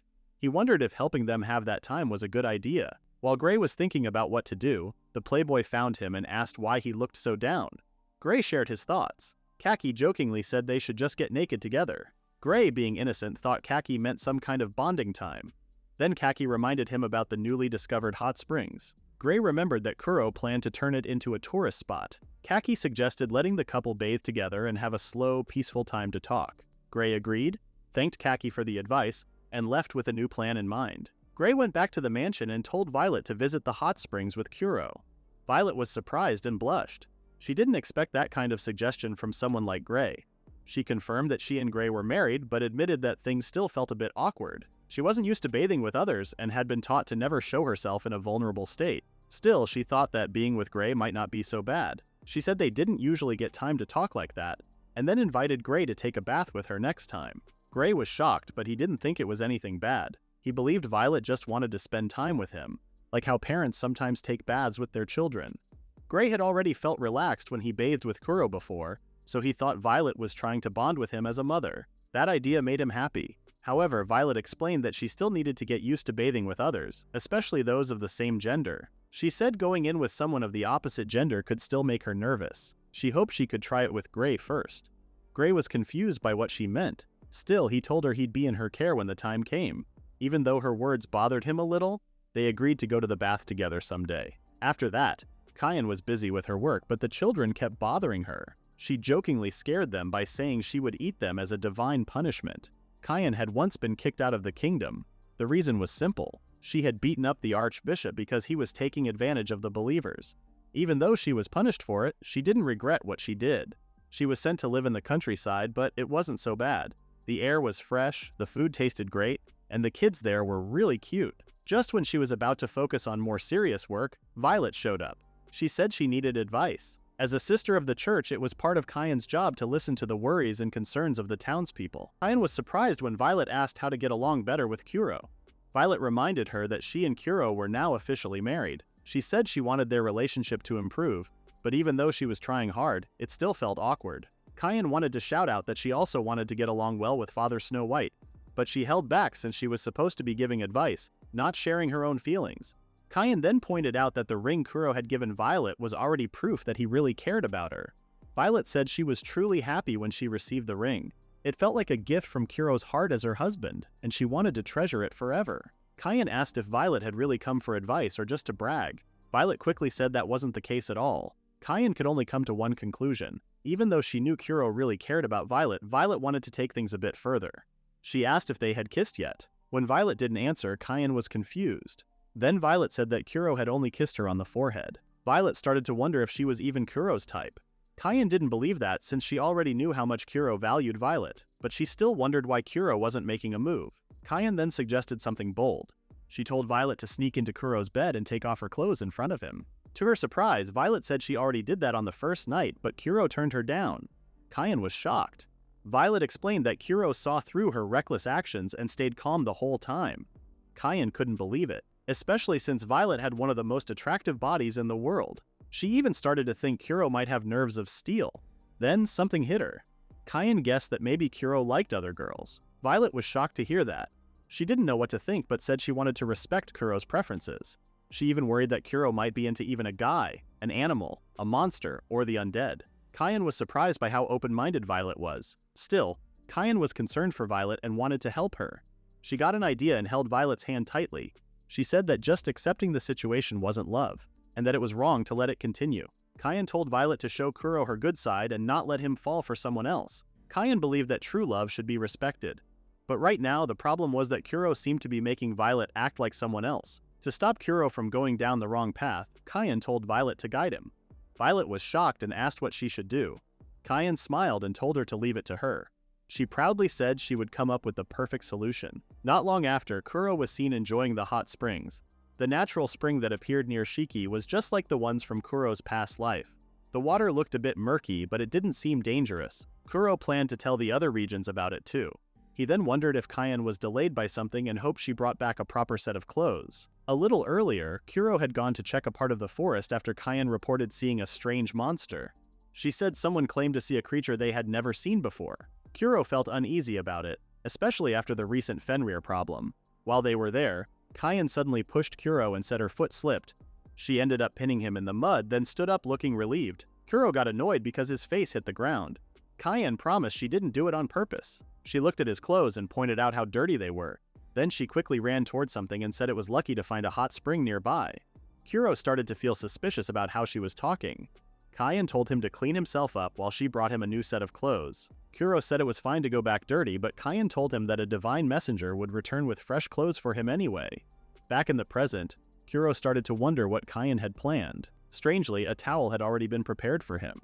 As he began to relax in the warm water, someone came up behind him. Because of the steam, Violet couldn't see clearly and asked if Gray was already in the water. Kuro recognized her voice. Violet said she came with Kyan but somehow got dirty along the way. She was surprised to find someone already in the hot spring and thought it was Gray. She stepped toward the water, saying it was time to keep a promise. But to her surprise, it was Kuro. He greeted her and said the water felt nice. Violet, shocked, said Kuro's name loudly. Kuro quietly promised himself that he would make Kyan pay for this. Violet ended up joining Kuro in the bath. To break the silence, Kuro said the water felt good. Violet replied that the temperature was just right. Kuro said it would be nice if the bath was open to the public, and Violet agreed. Another quiet moment passed. Kuro didn't know what to do. Violet was sitting beside him, completely naked. She didn't bring a towel into the water because it was considered rude to do so. Kuro thought she was being respectful. Then he realized something odd. His clothes were gone. He and Violet were now in the same situation. He tried to stay calm by thinking back to when he lived in a small apartment with his sister. He also remembered that, as a dressmaker, he had often worked closely with women. Because of that, he felt he could stay calm and handle the moment without panicking. At that moment, Violet called out to Kuro and he asked what was wrong. Without warning, Violet hugged him tightly, pressing her skin against his. Kuro quickly lost his focus. He didn't know what to do. Right now, Violet wasn't acting like a sibling, and this wasn't for work either. There was really no reason for them to be this close. He thought maybe he was this nervous because it was Violet standing in front of him. Suddenly, Violet began laughing at herself. She had tried to be bold, but in the end, she still felt shy about what she was doing. Kuro told her to calm down. He waved his hand to cool her off because she looked a little dizzy. He wondered how they even ended up in such a strange situation. Violet tried to relax and said that since they were now husband and wife, showing their skin to each other shouldn't feel weird. Kuro said it wasn't a big deal either and told her not to push herself too hard. Seeing Violet more nervous than he was made Kuro feel calmer. Still, he couldn't ignore the feeling on his back. He could tell how soft Violet's body was. He tried to distract himself by starting a new conversation and asked if she had talked to Kyan about something. Violet struck a pose and acted playful, which made Kuro wonder if she was copying Schwartz. He thought Kyan might have given Violet the wrong idea about something. Kuro planned to tell Father Snow White about it later. Still, the fact that Violet had gone to Kyan for advice made Kuro feel like he might have done something wrong. His own words even started to annoy him. But Violet shook her head. She said it wasn't his fault at all. Instead, she leaned closer and said it was her decision. She just wanted to find a way to get closer to Kuro. That made Kuro blush again. Violet didn't look as calm as usual, and seeing her trying so hard for his sake made him feel happy. He thought it was really sweet, and it gave him feelings he didn't expect. As Kuro was trying to force himself on Violet, Gray suddenly showed up. The couple was surprised to see their adopted child there. Kuro asked why he had come. Gray said that Apricot had told him about the hot springs, so he came to try them out. Violet said the timing was great since they had planned to take a bath together anyway. She thought it was a nice chance for the whole family to relax in the water. As Gray slowly walked toward the hot spring, Violet noticed something strange about him. Gray asked what was wrong. Violet pointed to his chest. Gray thought she was talking about his scar and explained that it wouldn't go away, even with healing magic. Kuro remembered that the scar came from the former Lord of Shiki and wondered if Violet was thinking about that too. But Violet was actually talking about something else, Gray's chest. She was shocked to realize Gray was a boy. She apologized, saying she had always thought he was a girl. The two boys were confused and just said, "Huh?" at the same time. Even with the mix-up, the three of them enjoyed the hot spring together. Violet said it felt nice to bathe with everyone, and Kuro agreed. Gray guessed the couple had been enjoying the bath together before he arrived. He felt happy knowing they were doing things that married couples were supposed to do. At the same time, Violet kept thinking about the moment when Kuro held her. Things started to feel unclear, but for now, the three of them shared a special bath together, something they might not get to do again. After the bath, Kuro was surprised to find that some clean clothes had arrived without anyone noticing. A note was left behind, saying sorry for getting the clothes dirty. Meanwhile, Kyan discovered that Apricot had also recommended the hot springs to Gray. She couldn't believe her plan to help the married couple grow closer had failed. Right then, Father Snow White appeared with a serious look on his face. He told Kyan to quickly call back the Lord and his wife. He said the military was now on its way to Shiki. Kuro and Violet soon found out that the knights were on their way to Shiki. Kyan explained that the sudden appearance of the Fenrir had likely caused more monster activity, and the knights were coming to check out the nearby areas. In this country, knights were also called soldiers, but they were the best of the best. Kuro didn't understand why such important people would come all the way to a far-off place just to investigate. Kyan gave him a strange look and turned the question back to him. Kuro started to wonder who she really was. Even Violet seemed unsure. She quietly asked if the woman with them was truly the Kyan they knew. Just then, Father Snow White gently patted Kyan's shoulder and told her to take it easy, thinking she might be nervous. Kyan replied sweetly, saying she was fine. Kuro whispered to Violet that Kyan always acted like that around Father Snow White. It seemed like Father didn't notice anything unusual and kept acting like his normal self. Kyan then said she needed to act proper and pure since she was just a beginner among those who believed in God. Kuro didn't really get what she meant. Then he remembered they had a lot to do, like finding places for the knights to stay, getting enough food, and explaining things to the local people. Violet said she could help by greeting the knights when they arrived. After Kyan and Father Snow White left, Kuro noticed that Violet seemed upset. He asked if she was okay and thought she might be worried about the soldiers who were coming. Violet said it would be fine if they were people she knew, and since they were on duty, they probably wouldn't come talk to her. Kuro figured these soldiers might know about what had happened to the academy 2 months earlier. He asked Violet to stay with them on the mission because he didn't want her to get hurt. Violet was surprised but then smiled. She felt happy knowing Kuro cared about her that much. She also wanted to protect him and, thinking about their future, asked him to work with her on this. Kuro told her not to push herself too hard. Violet agreed and told him the same. She asked him to rely on her too. They both smiled at each other quietly until Kyan suddenly showed up, clearly annoyed that they were being sweet to each other out in the open. They could even hear Kyan cracking her knuckles. Then Kaki appeared and asked where the military women were. He said it would be a waste not to use the nighttime hangout spot he had set up. Kuro told him to go home. Since the military women hadn't arrived yet, Kaki decided to go find the women of Shiki and invite them instead. Kuro couldn't understand why Kaki had even shown up in the first place. Just then, another strange person showed up, saying some dramatic words that sounded kind of familiar. She proudly said she had created a new magic spell that could drive away the corrupted knights of the abyss. Kuro tried to send her away, but Gray got curious and asked what kind of magic it was. Apricot, happy that her apprentice was interested, said it was something so special that even the knights wouldn't understand. For some reason, Gray looked like he really admired this strange girl. Then Ivory arrived and asked if the military had shown up yet. Since everyone knew they were running late because of injuries and problems, Ivory wanted to rush out and help them. But Kuro stopped him and told him not to imagine things. Father Snow White came to take Ivory with him. Kuro couldn't help but wonder if all these people had too much free time. Out of nowhere, Orchid suddenly appeared in a creepy way. He gave Kuro a device that could light up the dark at night. Since Violet looked surprised and a bit worried, Kuro explained that he had asked for it after what happened with Fenrir the other day. Orchid also gave him a manual. Kuro thanked him and promised to give him something in return next time. Just like that, Orchid vanished without a sound. Violet said she still couldn't think of Orchid as a nice person. Kuro agreed, saying Orchid gave off the vibe of an evil sorcerer. Meanwhile, Father Snow White noticed someone coming from a distance.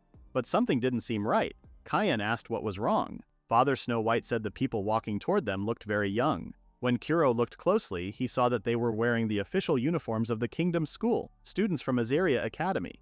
The acting leader said sorry for being late and started to introduce himself. But before he could continue, he asked why Violet was in Shiki. Violet was surprised and didn't know how to respond.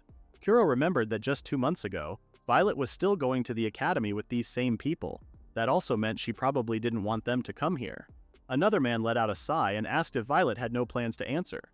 The man on the right was Ash Austin, the prince's personal assistant. The man on the left was Chartreuse Calvin, the son of the Knight Commander. Violet remembered how both of them once told her never to show up in front of them again. She tried to calm herself down. Since they had already agreed to work together, she knew she had to stay strong. But she still remembered what the prince had told her, that he didn't like her. She kept asking herself why those words were stuck in her mind.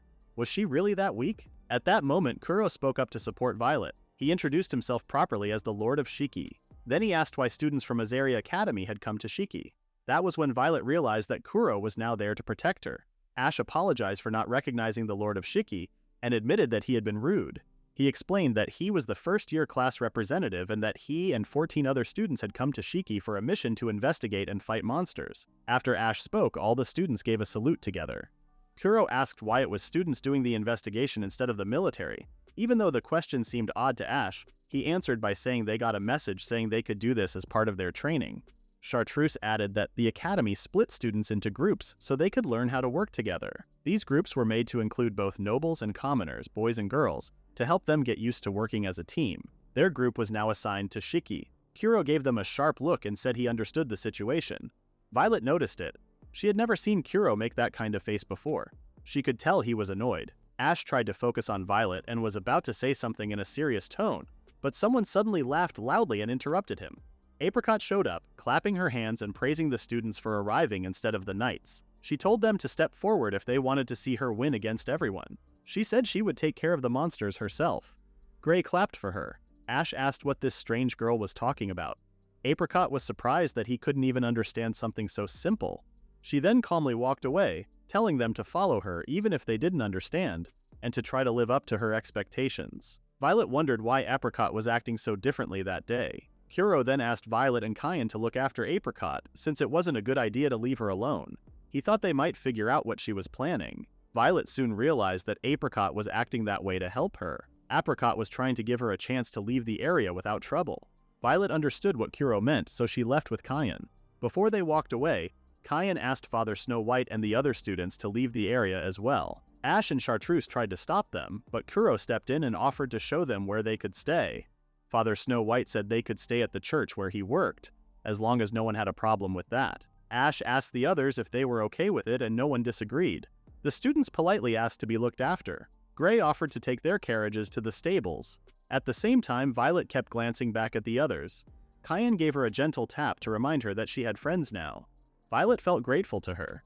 Even though she had told Kuro to rely on her, she realized she was the one depending on everyone else. Meanwhile, a girl was watching Violet and Kyan as they walked away. Just as she thought, the girl was Violet. This girl was the main character of the game, the one shown on the cover of Kasasu. Kuro had just finished giving the students a tour. Afterward, the leader of the group, Ash Austin, gave his thanks to Kuro. Ash was one of the game's capture targets and also the childhood friend and close attendant of Prince Vermilion. He was the son of a marquis. He was usually calm and gentle, but for the sake of his master, he could be ruthless. One of his charms was the relaxed side he only showed to people he trusted. Even Kuro's sister in his past life had been excited about Ash's events in the game. Soon after, Chartreuse Calvin, another capture target from the game, asked if there was a blacksmith or weapon shop nearby.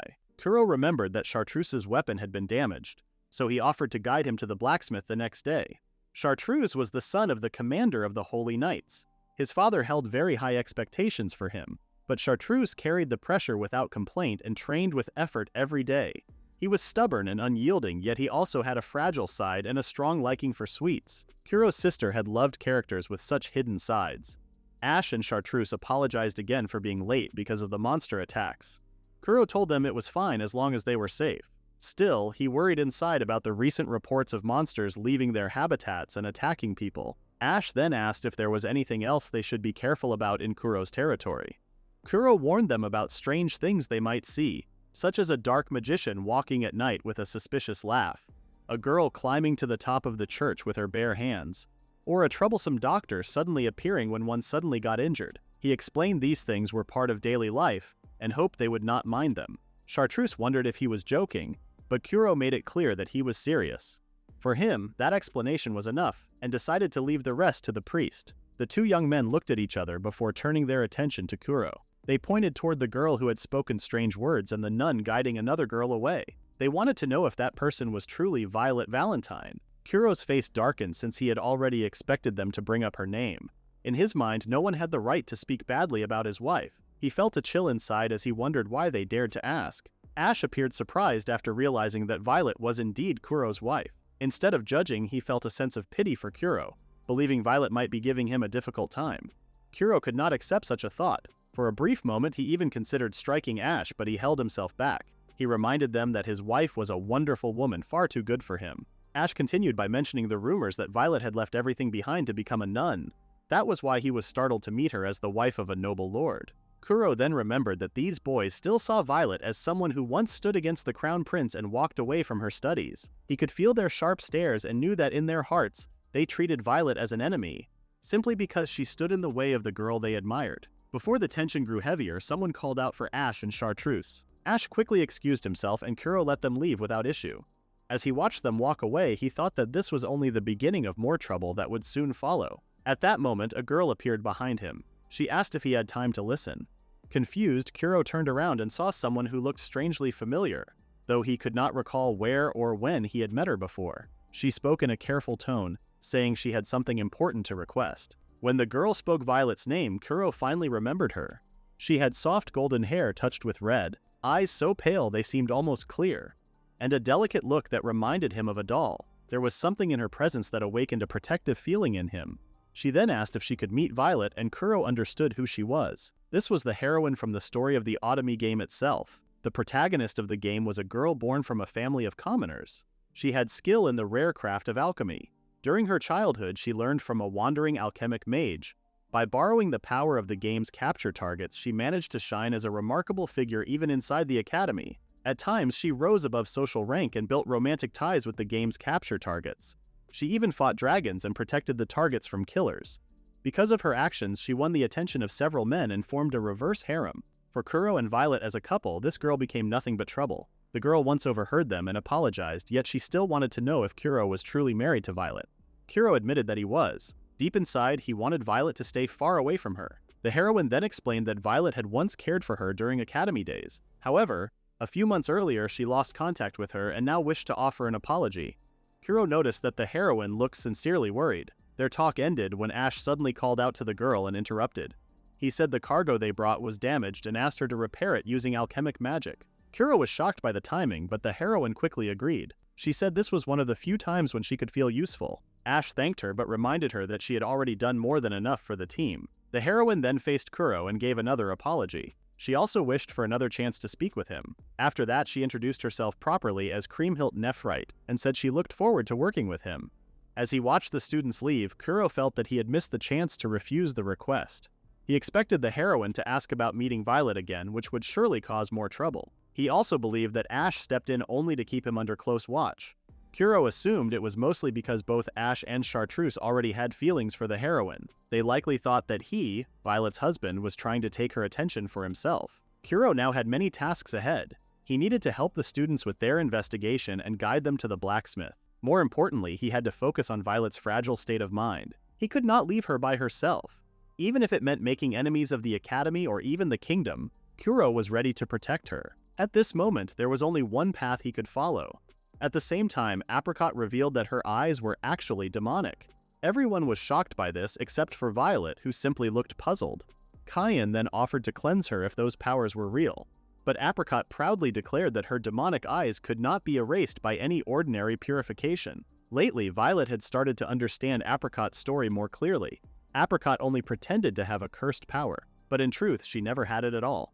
Cayenne decided to test it by casting a purification spell on Apricot, and a tall pillar of light appeared. Gray watched in amazement as Apricot's body began to shine with sparkles. Violet felt shocked because such a reaction showed that Apricot really was cursed after all. Cayenne explained calmly that the only thing purified was a cursed tool that Apricot had received from Orchid. While the others were enjoying themselves, Violet questioned what she was really doing there. She realized the reason they were being so lively was simply to be kind to her. Not long after, Kuro finally returned home. Violet felt relieved to see her husband again and welcomed him warmly. Kyan remarked about how late he was, while Kuro explained that he had been caught up in something difficult. Violet worried it might have been connected to her or the academy. Just then, Kuro drew their attention by bringing out a rare bottle of brandy and invited them all to share a drink together. Kuro came up with the idea so suddenly. Kyan quickly enjoyed the drink and noticed that Violet was actually drinking too. Violet admitted it and wondered if it was right for a nun like Kyan to drink. More drinks were mixed into the first one, and soon Ivory offered Kyan a refill. Kyan drank what he gave her and then demanded to know what it was. Ivory explained that it was 96% proof and surprisingly strong. Violet grew upset and asked if it was safe for them to drink something that strong. Kuro told her not to worry, saying Kyan could handle it since she was a heavy drinker. Gray became jealous and said it was unfair that only the others were allowed to drink. He claimed he could handle alcohol as well. Apricot stopped her disciple and reminded him that alcohol was only for adults. She explained that it could stop his proper growth and she wanted him to grow up in a healthy way. Instead, she offered him a lemon honey soda mix that she made herself. Gray found it delicious, and Violet was surprised to see the normally stubborn Gray give in so easily. Meanwhile, the adults continued to enjoy their alcohol. After that, Apricot decided to show her cooking skills. She quickly prepared a plate of snacks and placed it before them. Everyone was amazed at how fast she made them. Kyan tasted the food and praised her, which made Apricot look proud. Gray mentioned to Violet that Apricot was the best cook among them. Violet had not expected that, but soon agreed after tasting the food herself. She realized how fun it was to see different sides of everyone while they ate and drank together. The food and drinks were wonderful, but Violet's main concern was Kuro. She turned her focus to him but saw that her husband was already tipsy and drunk. She doubted she could get a clear answer from him in that state. Still, she reminded him that she knew he was only trying to be considerate of her. Yet she asked him not to go too far with it. At that moment, Kuro said the past could not be changed anymore. He explained that everyone made mistakes, and even they had made plenty, but they were all trying to live happily in the present. He believed it was sometimes fine to forget things for a while. He mentioned that running away could feel embarrassing, but it was something they could not always avoid. He reminded Violet that she had allies and should not carry everything on her own. This made Violet realize she was not alone. She then thought about whether his words also applied to the time when he escaped from the bed in the past. Kuro reacted by saying it was a different matter. Violet giggled to herself and felt she understood him. She chose to accept the kindness of those around her. She no longer cared if she was weak, or if she could not fully forget the prince's words. She even thought it was fine to complain a little as long as she was surrounded by people she liked. After that, she took a drink and happily wanted to let go of her worries about her father and the students. Kuro was glad to see her drink with spirit and encouraged her to continue. Just then, the couple heard slime-like clanking sounds at the door. Robo entered and apologized for being late while thanking them for the invitation. Ivory guessed he had been dragged into joining and handed him the strongest drink. Robo took a sip and let out a loud sigh, saying the drink really settled into him. Violet quietly wondered how Robo was able to drink it with that kind of body. The next day, Violet gave her thanks to Kuro for what had happened earlier. She understood that everyone around her was truly an ally, so she decided to be honest about her feelings. She admitted that she might not be able to handle herself if she came face to face with Ash and the other students. Because of this, she asked to be given a completely different task instead. Kuro felt relieved to hear her speak so openly, and he agreed that it was indeed the best choice. Remembering the clear hostility in Ash's eyes toward Violet the day before, Kuro found himself convinced that her request was the right decision. Even so, Kuro still had to keep a promise he had made earlier. He and the others went together to the blacksmith shop and the heroine joined them as well. Kuro chose not to tell his wife about this girl, knowing it would only trouble her. He invited the heroine to come along mainly to keep the two women apart from each other. Soon, Kuro mentioned that he would introduce them to a blacksmith named Bly. When Chartreuse heard that name, he reacted with great surprise. Bly was known as a legendary blacksmith from the kingdom who had mysteriously disappeared without a trace. Nephrite felt confused and wondered if Bly was truly someone important. Chartreuse explained that the swords Bly created were so well made that even the clumsiest fighters could look like skilled masters. As a fellow maker, Nephrite felt thrilled, and her sudden reaction made Chartreuse blush. Watching this, Kuro thought they both seemed like fools. Bly was known as Shiki's only blacksmith. With his rough features and deep voice, even many housewives admired him. Kuro reminded them that Bly would reject any request he disliked, even if it came from the king. He said Bly valued his craft as much as his stubborn pride. Hearing this made Nephrite remember her own teacher. Kuro knew he should not dwell on it because he needed to focus on the real reason Bly was in Shiki. He asked the group to follow him and told Gray to stay outside. He knocked on the door and asked if Bly was home. Bly recognized Kuro's voice and told him to come inside. Without waiting, Chartreuse quickly asked the blacksmith to prepare weapons and promised he could pay any price. Bly angrily ordered them to leave. Kuro felt shocked that Chartreuse spoke with such arrogance toward a man like Bly. Chartreuse pleaded, saying he needed strength and wanted Bly to forge his weapons. Bly refused, claiming a blacksmith did not simply create anything. Even the finest metals meant nothing if the user could not bring out their true power. Nephrite also pleaded, explaining how Chartreuse had defended them and even chipped his blade. But Bly still refused to care. He said he had no reason to listen to a weak boy he had just met and told them to leave. From what Kuro saw, Bly had no intention of giving in. This situation actually worked in his favor.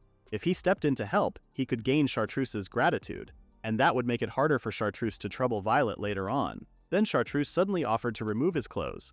Right after him, Nephrite was about to do the same. Kuro quickly stopped them and told them to settle down. Chartreuse insisted that he should not be stopped because he wanted to prove he was not weak by showing his body. Nephrite also wanted to strip so Chartreuse would not face the shame alone. Kuro reminded her that Chartreuse would feel even more embarrassed if people found out he made a girl undress. Hearing those words caused Chartreuse to blush, which Kuro pointed out as proof of his reaction. Still, Kuro found it hard to believe Nephrite truly tried to take off her clothes, even preparing to go as far as removing her undergarments. Bly made it clear that seeing them without clothes would not bring him any happiness.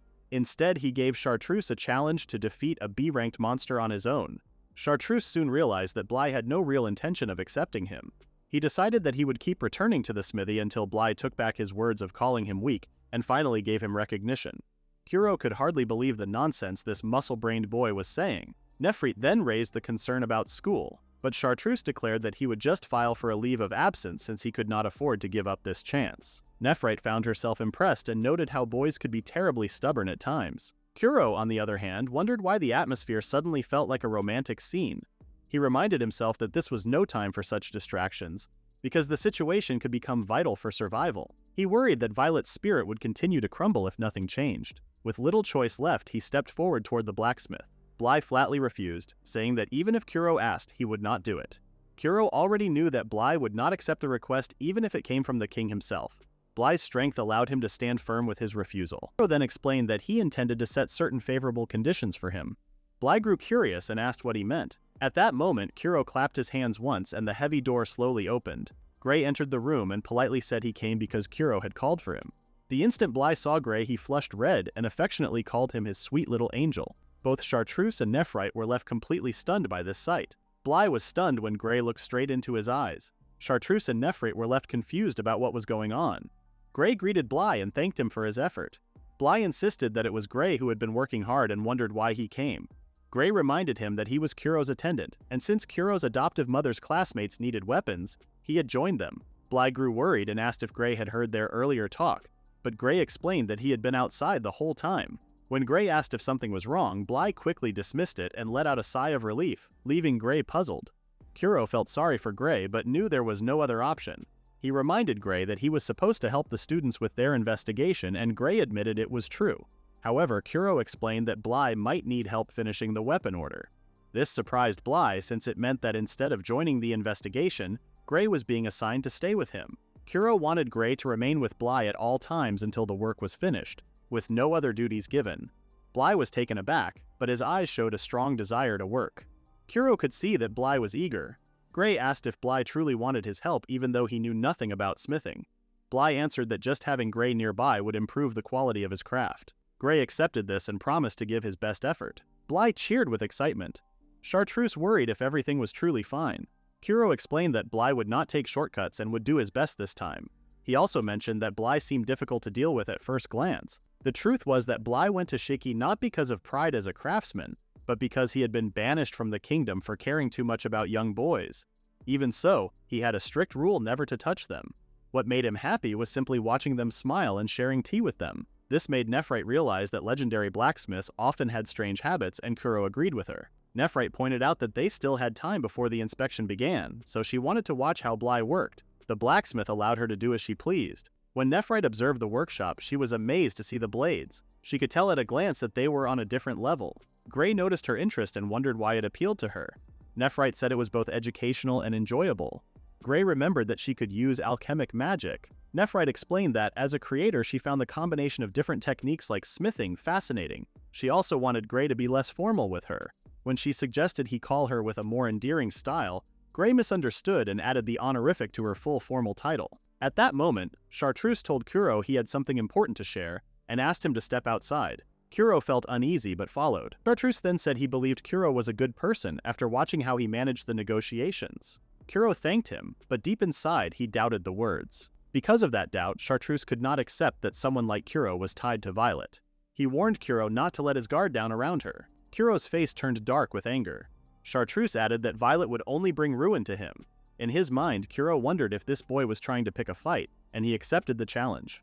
Chartreuse accused Violet of being nothing more than a puppet who simply followed the prince. Since Kuro had become Violet's husband, Chartreuse suggested learning more about the situation.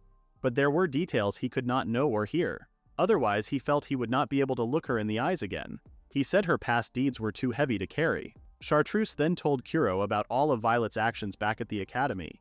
Yet Kuro already remembered those events from his past life. The main reason Chartreuse judged Violet was because she had insulted Creamhilt Nephrite, the woman Chartreuse admired. Chartreuse claimed his words came only from concern for Kuro, but Kuro had already grown fond of Violet and held her in a positive light. Chartreuse reacted with surprise and asked if he truly meant it. Kuro confirmed he did. Chartreuse questioned whether Kuro could still accept Violet after knowing about her past, but Kuro answered within himself that his own past was far from perfect. For him, it was enough that Violet accepted him so fully it even made him feel uneasy. Chartreuse still looked at him with doubt, but Kuro no longer expected that to change. After all, Shiki was filled with strange people and suspicious stares were common. Chartreuse also wondered why Kuro thought favorably of Violet and believed there must be a reason. Kuro reflected for a while. He admitted inwardly that he had no good impression when the marriage began. He had been forced into it, and at first could not even look Violet in the eyes. Yet when he saw her break down after losing everything she had, he felt a sudden urge not to leave her alone. Without realizing it, he had been captivated by her at that very moment, and that feeling became his reason. Still, Kuro kept this truth to himself. He had no intention of sharing it with people who had wronged his wife. He believed he was still too immature to answer questions about what lay between him and Violet. Just then, Nephrite showed up, upset that the boys had suddenly vanished. She quickly noticed the heavy mood and asked if something had happened. Chartreuse turned away while Kuro smiled and said nothing was wrong. He felt it was tiring to be questioned like that, so he told the students to head back to the church since it was almost time. At that moment, Nephrite reminded Kuro about the request she made the day before. She wanted to finally meet Violet. Kuro had completely forgotten about it. If the girls met, the boys would surely show up to guard the heroine. Even without them, Kuro had no desire for his wife to meet the heroine since they were enemies in the story. He only told Nephrite that his wife was busy with other matters and that a meeting would be hard. As he was speaking, he noticed something flying in their direction.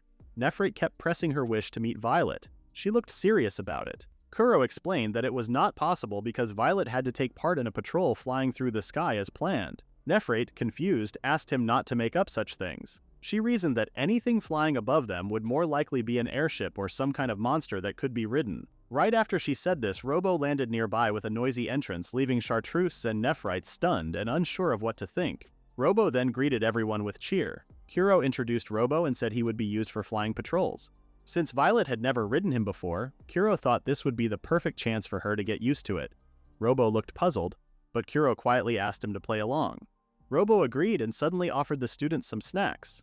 Nephrite was speechless, realizing once again how vast and surprising the world truly was. Meanwhile, in the Heartfield estate, Violet had just finished the documents given to her. Since she was free, she thought about cleaning the garden. When she stepped outside with a broom, Robo suddenly landed right in front of her. Violet was shocked, and before she could react, Robo grabbed her hand and carried her into the sky. She could only scream as they flew higher and higher. Later, in the central plaza, the students of Azalea Academy gathered for the first day of their investigation. Ash reminded them to go to their assigned groups. For safety, each group was to be guided by someone from Shiki. Kuro was placed with Nephrite and the boys group. In combat, Nephrite and Ash stood out the most. Ash in particular was known as a master of wind magic and was even able to summon a great spirit called Carbuncle. Kuro found this unfair and wished he had at least a small part of that power. Soon, the guides from Shiki finally arrived. As expected, Kaki was the first to step forward and introduce himself. He then invited the students to begin their investigation in his private quarters. Kayan quickly reacted by using her water magic to drench Kaki and told the students they should change the setting if they ever got stuck in a situation. Father Snow White followed by using his creation magic to form a cloth that covered Kaki's eyes. He explained to the students that blocking the enemy's sight could give them an advantage. Kuro then clenched his fist and struck Kaki hard in the stomach, showing how to take the chance to disable an opponent completely. Kaki, serving as the practice target, collapsed to the ground with a heavy thud. Kuro reminded the students that cooperation was the key to success. He also warned that suspicious people might appear, and when that happened, they should shout loudly for help. Some of the students looked worried and asked what would happen to Kaki. Kuro explained that he would be fine since an overseer would come to pick him up later. This made one student think Kaki had a family of overseers. Kyan corrected them and revealed that Kaki was actually a member of the Border Count's family, even though he often acted like a shameless escort. This surprising truth left the students stunned. The investigation around Shiki began, and Nephrite's group reached the newly found hot springs that surprised them greatly. Kuro explained that the springs had only appeared recently. He allowed them to enter, but warned them to stay careful since the place was not yet fully developed. Ash grew curious about what effects the water from the springs might have. While they looked around, Nephrite noticed something unusual and quickly drew Kuro's attention.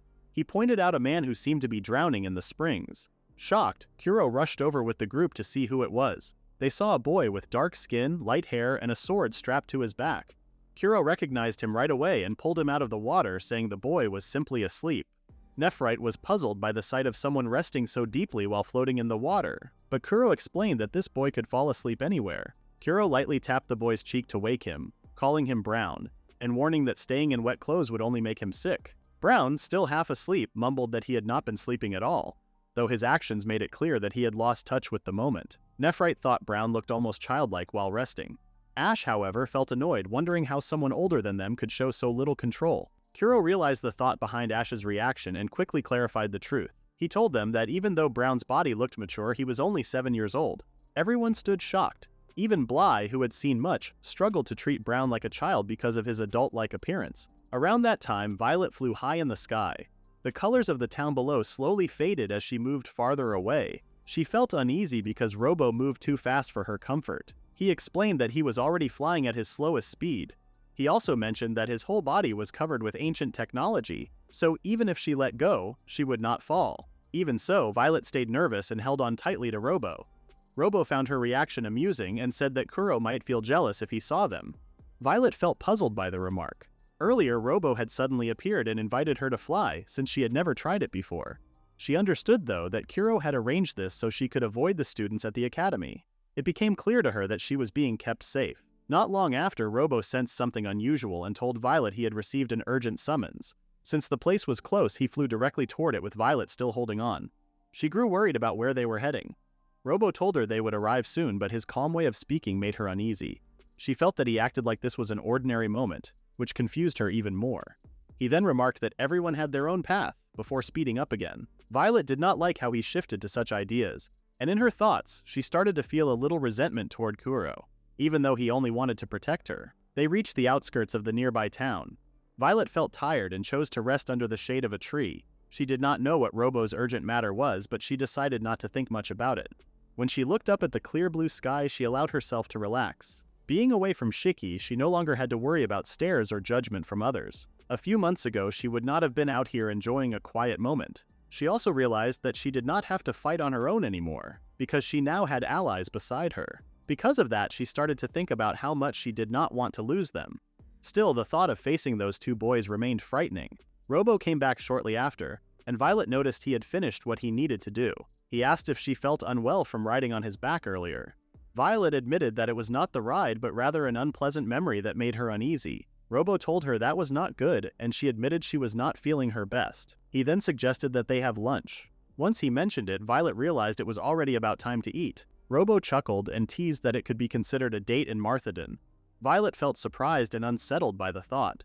She reminded herself that she was Kuro's wife, yet she could not simply turn down Robo's offer. Seeing how uneasy she appeared, Robo began to worry about Kuro's situation. To calm her, he assured her it was only a joke and that they would just share a meal together. Violet soon found the sandwiches tasty and enjoyed them. Robo thanked her for the kind words as he poured tea from nowhere. Violet did not dare to ask where he had pulled it from.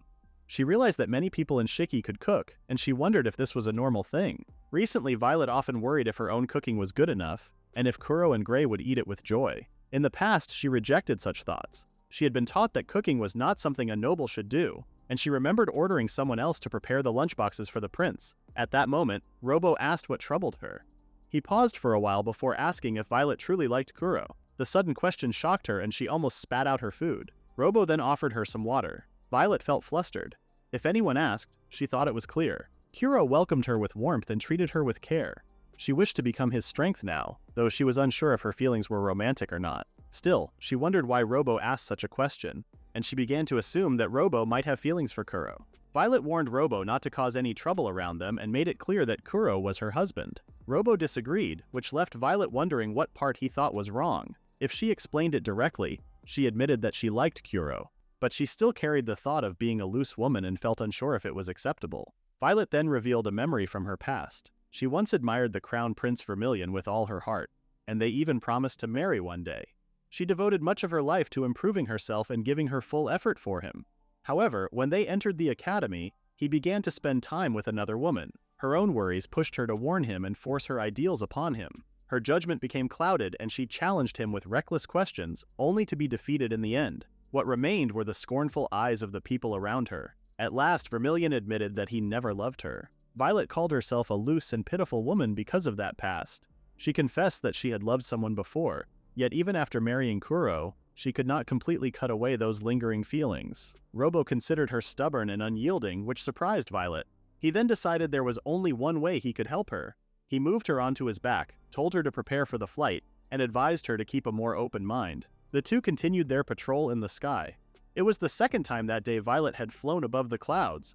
Along the way they came across a smaller kind of dragon, but it was still ranked as a B-class threat. Robo said it was no challenge for him and used a move called Main's Ocean Filer Limit Break, crushing fire shot. Violet saw energy burst from Robo's body, and in a moment the dragon was reduced to ashes. With the danger gone, Robo pointed out the beauty of the sky. Violet noticed how bright and endless it seemed. The sight reminded her of how she had been taught that she was the only person in the world. When she looked down, she realized they were soaring above the kingdom of Azalea, the place she once called home. From high above, it seemed small and unimportant. Robo asked Violet if it was normal to think that way. He reminded her of the words about wanting to like everything, just as Kuro once said. Violet realized she had been holding back because she felt she did not have the right. She believed she might be taking advantage of Kuro. Robo dismissed her thoughts, and Violet was shocked. He pointed out that she had been thinking about things in a complicated way and wondered why she was already giving up. He told her not to use the past as a reason to avoid caring for Kuro. Violet understood that the idea of moving forward was good. It was better to let go of the past, to treasure the good memories, and to keep walking ahead. Robo pushed her further, saying that it was fine. He reminded her that Kuro clearly wanted her to like him, and all he asked was for Violet to respond to his feelings. Deep inside, Robo knew she wished to be happy with Kuro. The man who had left her behind was only part of the past. Robo urged her to make that man regret abandoning her. Violet could not believe Robo spoke so freely. She could not accept being called foolish for holding back her own thoughts and feelings. She took a deep breath, then cried out with all her strength. She shouted that Vermilion was a huge fool. Violet could not believe she had made such a loud sound. She also could not believe that the Crown Prince had been so focused on a woman he knew was only playing around and tricking other men. Deep inside, Violet wanted him to apologize. Still, she knew very well that the woman had the charm that the prince liked. She realized she could not marry him anymore.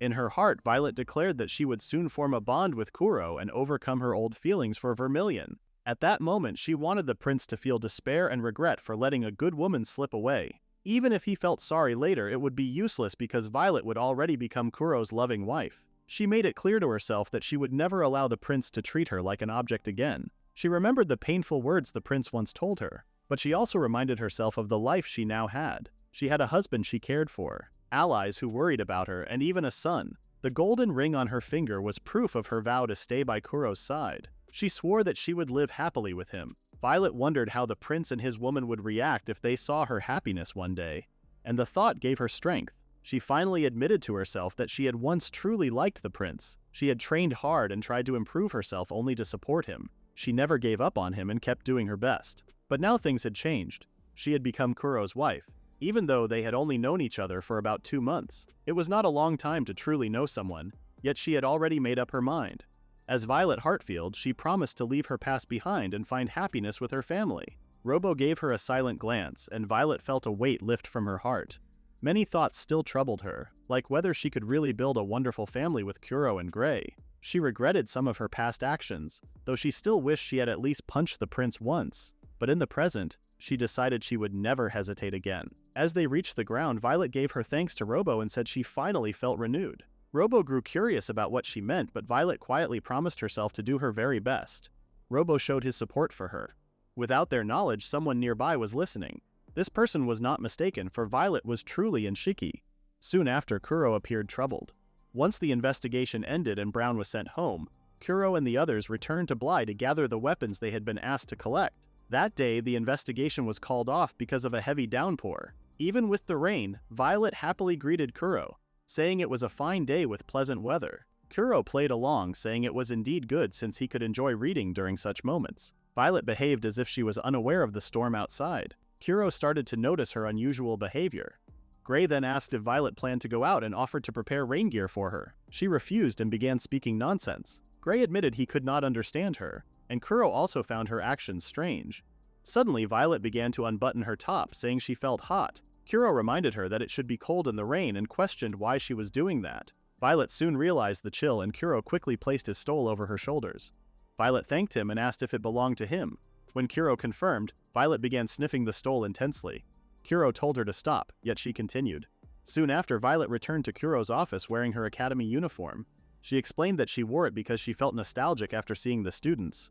Kuro thought it suited her and admitted he once wished to attend the academy himself. Still, he noticed the skirt was shorter than expected and worried about it. He began to suspect that the devil of lust, Kaki, had planted this idea in her mind. Violet, however, did not seem to understand what he meant. Afterward, Kuro mentioned to Gray that Violet had been acting strange lately. Gray quickly agreed and recalled how Violet often jumped to conclusions, sometimes making mistakes about people or situations. He even remembered the time when she once assumed he was a girl. Kuro wondered if this was another case like that. Even though Violet was already a lord's wife and an adoptive mother, she was still only 15. Kuro considered if it was simply puberty, though he could not be sure. He decided that if she ever faced real troubles, she would likely turn to another woman for advice. He tried to stop worrying about it until something unexpected happened. Later that night, Gray suddenly urged Kuro to take off his clothes and warm his mother. Violet even stepped forward to help with undressing him.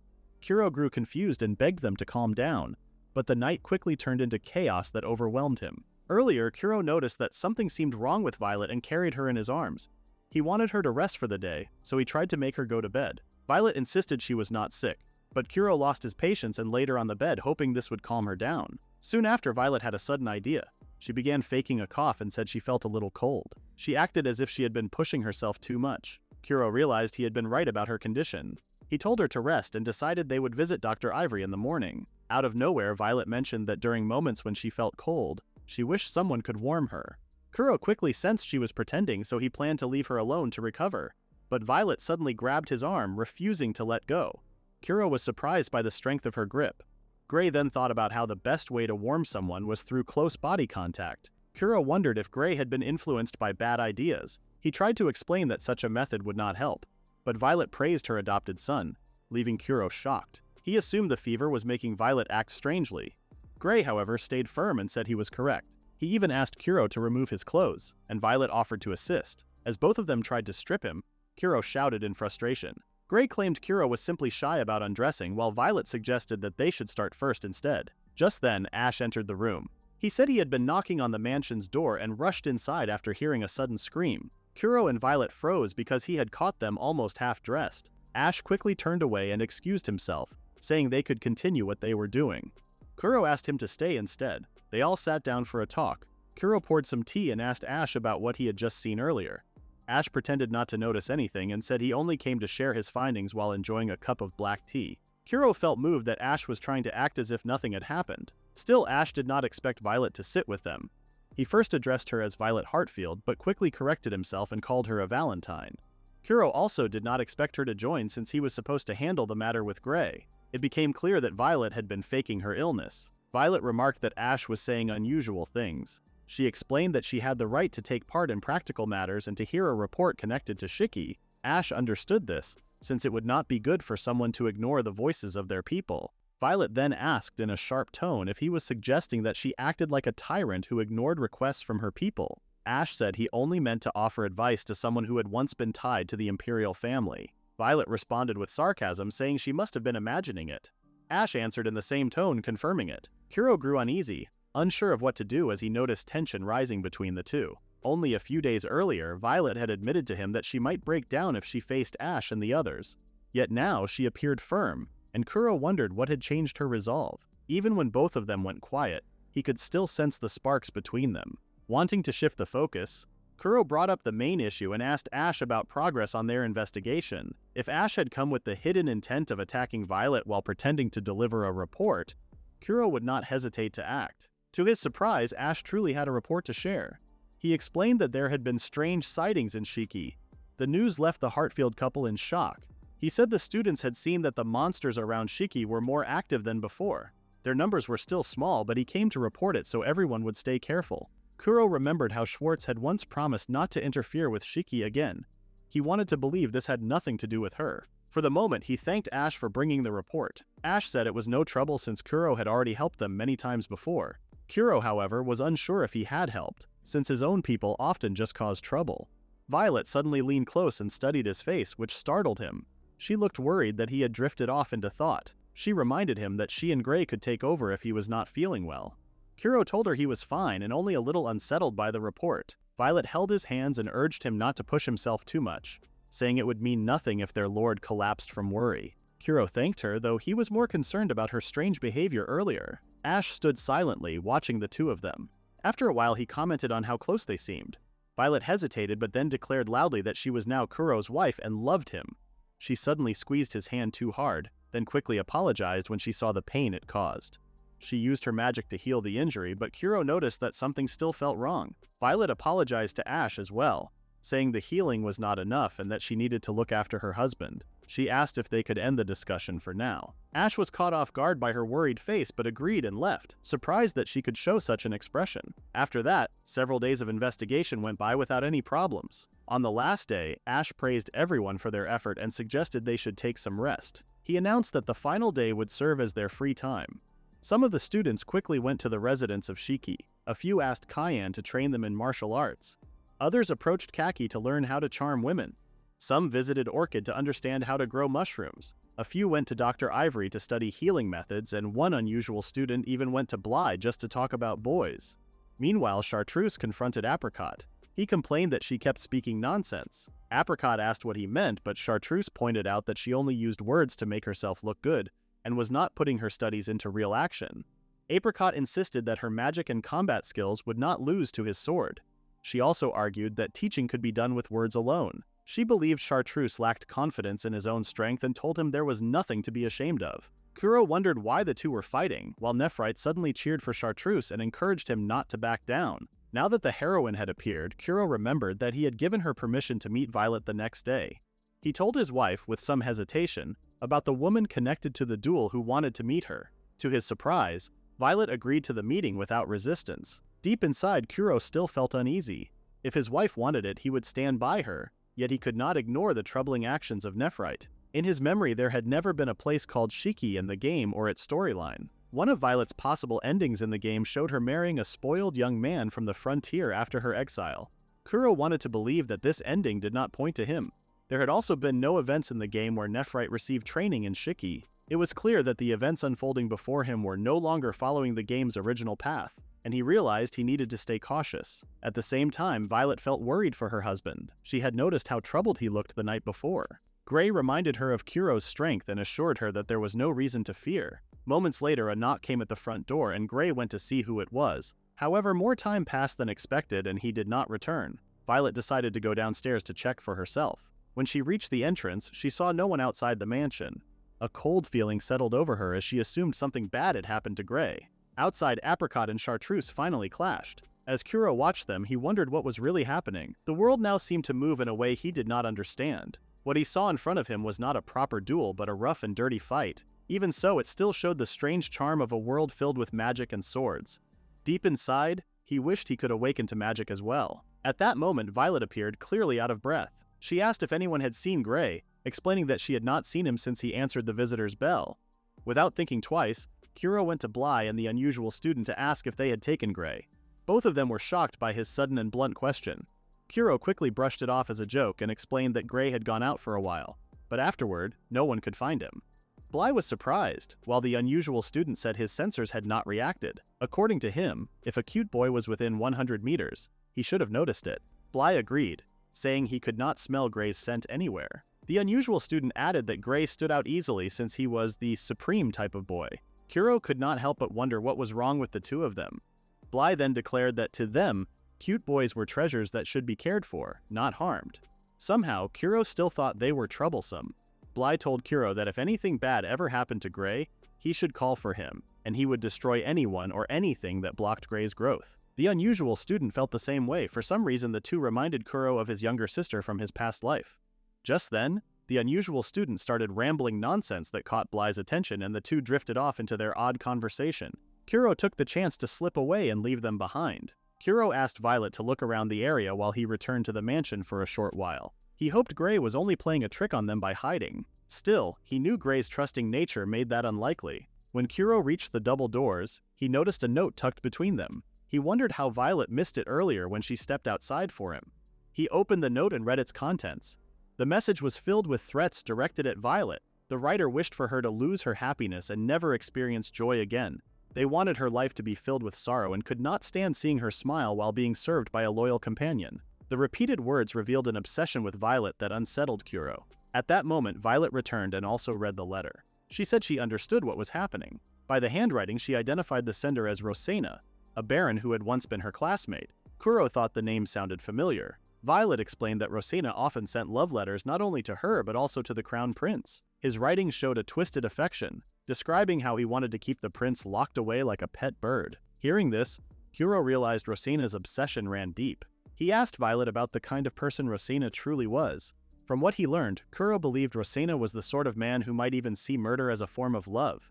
Violet explained that Rosena was born from both elves and humans, and she doubted he would commit murder. Kuro then remembered something from the game. A name had appeared as an enemy alongside Schwartz, and that name was Rosena Rivers. Rosena was a student with elven and human blood in his veins. On the outside, he seemed friendly and attractive, but deep inside, he was an obsessed man who was madly in love with the crown prince. He could not accept that a commoner had caught Vermilion's attention. Rosena even tried to harm Ash and Chartreuse so that Vermilion would be left alone. He later confined the heroine, hoping to watch the crown prince panic when he discovered Nephrite was still alive. He planned to join the prince in searching for the heroine, believing that by doing so, he would earn the prince's words of gratitude. This thought made him thrilled, and his obsession grew. Rosena's character showed a twisted desire that revealed how far his mind had strayed. Eventually, the crown prince heard about his actions and struck him down to rescue the heroine. Before dying, Rosena mocked the prince, saying it was pitiful for someone of royal blood to fall for a mere commoner. He called their love false. Yet even as he died at the hands of the one he adored, Rosena felt a strange joy, believing it to be the greatest honor. His story ended with that final unsettling death. Kuro realized they were now facing one of the worst situations imaginable. Violet noticed his unease and asked what troubled him. Kuro apologized for losing his composure and admitted he knew Rosena only a little. He believed he lacked the courage to kill people as Violet had feared. Yet he warned that Rosena was dangerous because he thought everything was acceptable as long as no life was taken. Kuro decided they should keep moving and revealed that he already had some leads. He wanted Rosena to understand the cost of making Shiki an enemy. No matter how powerful Rosena seemed, Kuro swore never to forgive anyone who dared to harm his family. At the same time, Gray regained consciousness inside a cave and noticed a wild man laughing loudly. The man declared that he had finally cornered Violet. Gray quickly realized that he had been kidnapped, and the person before him was Rosena. Rosena spoke about reporting the matter to the crown prince and wondered what expression the prince would show. Gray listened and understood he had been taken against his will. Rosena apologized for acting so rudely and explained that everything he did was out of deep love for his Lord Vermilion. He admired the prince's bright red hair and striking purple eyes and claimed that his actions were meant to make Vermilion stand apart from everyone else. His excitement revealed how deeply he longed for his lord. Gray then realized that Rosena's feelings for the crown prince were not only loyal, but also romantic. The thought shocked him, for he believed love could only exist between a man and a woman, as he had once read in books about human nature. Rosena dismissed such views as naive, saying that gender meant little when it came to true love. Gray had never considered this before, but Rosena's words made him think. If love was truly about caring for someone, then perhaps gender was not important at all. He realized that even he might hold feelings toward Kuro, the master he served and admired deeply. The idea struck him with confusion and curiosity. Rosina encouraged him to accept such emotions without fear, yet Gray rejected the thought. To him, Kuro was his lord above all else, already a married man, and not someone he could ever cross that line with. Rosina only wondered how long Gray would resist before his heart changed. Soon after, Gray managed to clear his thoughts. He realized the feelings he had toward Kuro were only respect and a sense of family love. Rosina felt surprised that a boy like him had the strength to resist his voice and influence. Gray then understood he had almost been tricked into believing strange thoughts. At that moment, Rosina began speaking about the Demon Lord's seal being broken and the prophecy already being fulfilled. He wondered what the deceitful woman would do next and said she deserved to lose everything. Gray then realized Rosina had taken him away to frame Violet. Rosina confirmed this. Gray, filled with anger, told him not to insult his mother. To him, Violet was his beloved and respected mother, even if they were not related by blood. Rosina grew harsh and grabbed Gray's chin. He said Violet was the type of woman who laughed loudly but ended up losing in a duel and being banished to a border town. He added that her fall from honor was so painful that even His Highness Vermilion avoided hearing about it. Rosina assumed Gray had been poisoned by Violet's influence and offered to erase her and the shame tied to their family name. Gray did not want that to happen. Suddenly, a strong voice declared that it was Rosina who acted like a disease. Both Rosina and Gray were shocked by the appearance of the newcomer. It was Violet, glaring fiercely at Rosina. She swore that she would never forgive him if he dared to harm her son any further. Violet had made her brave entrance. That is all till chapter 21.1, please view the comment below for more info.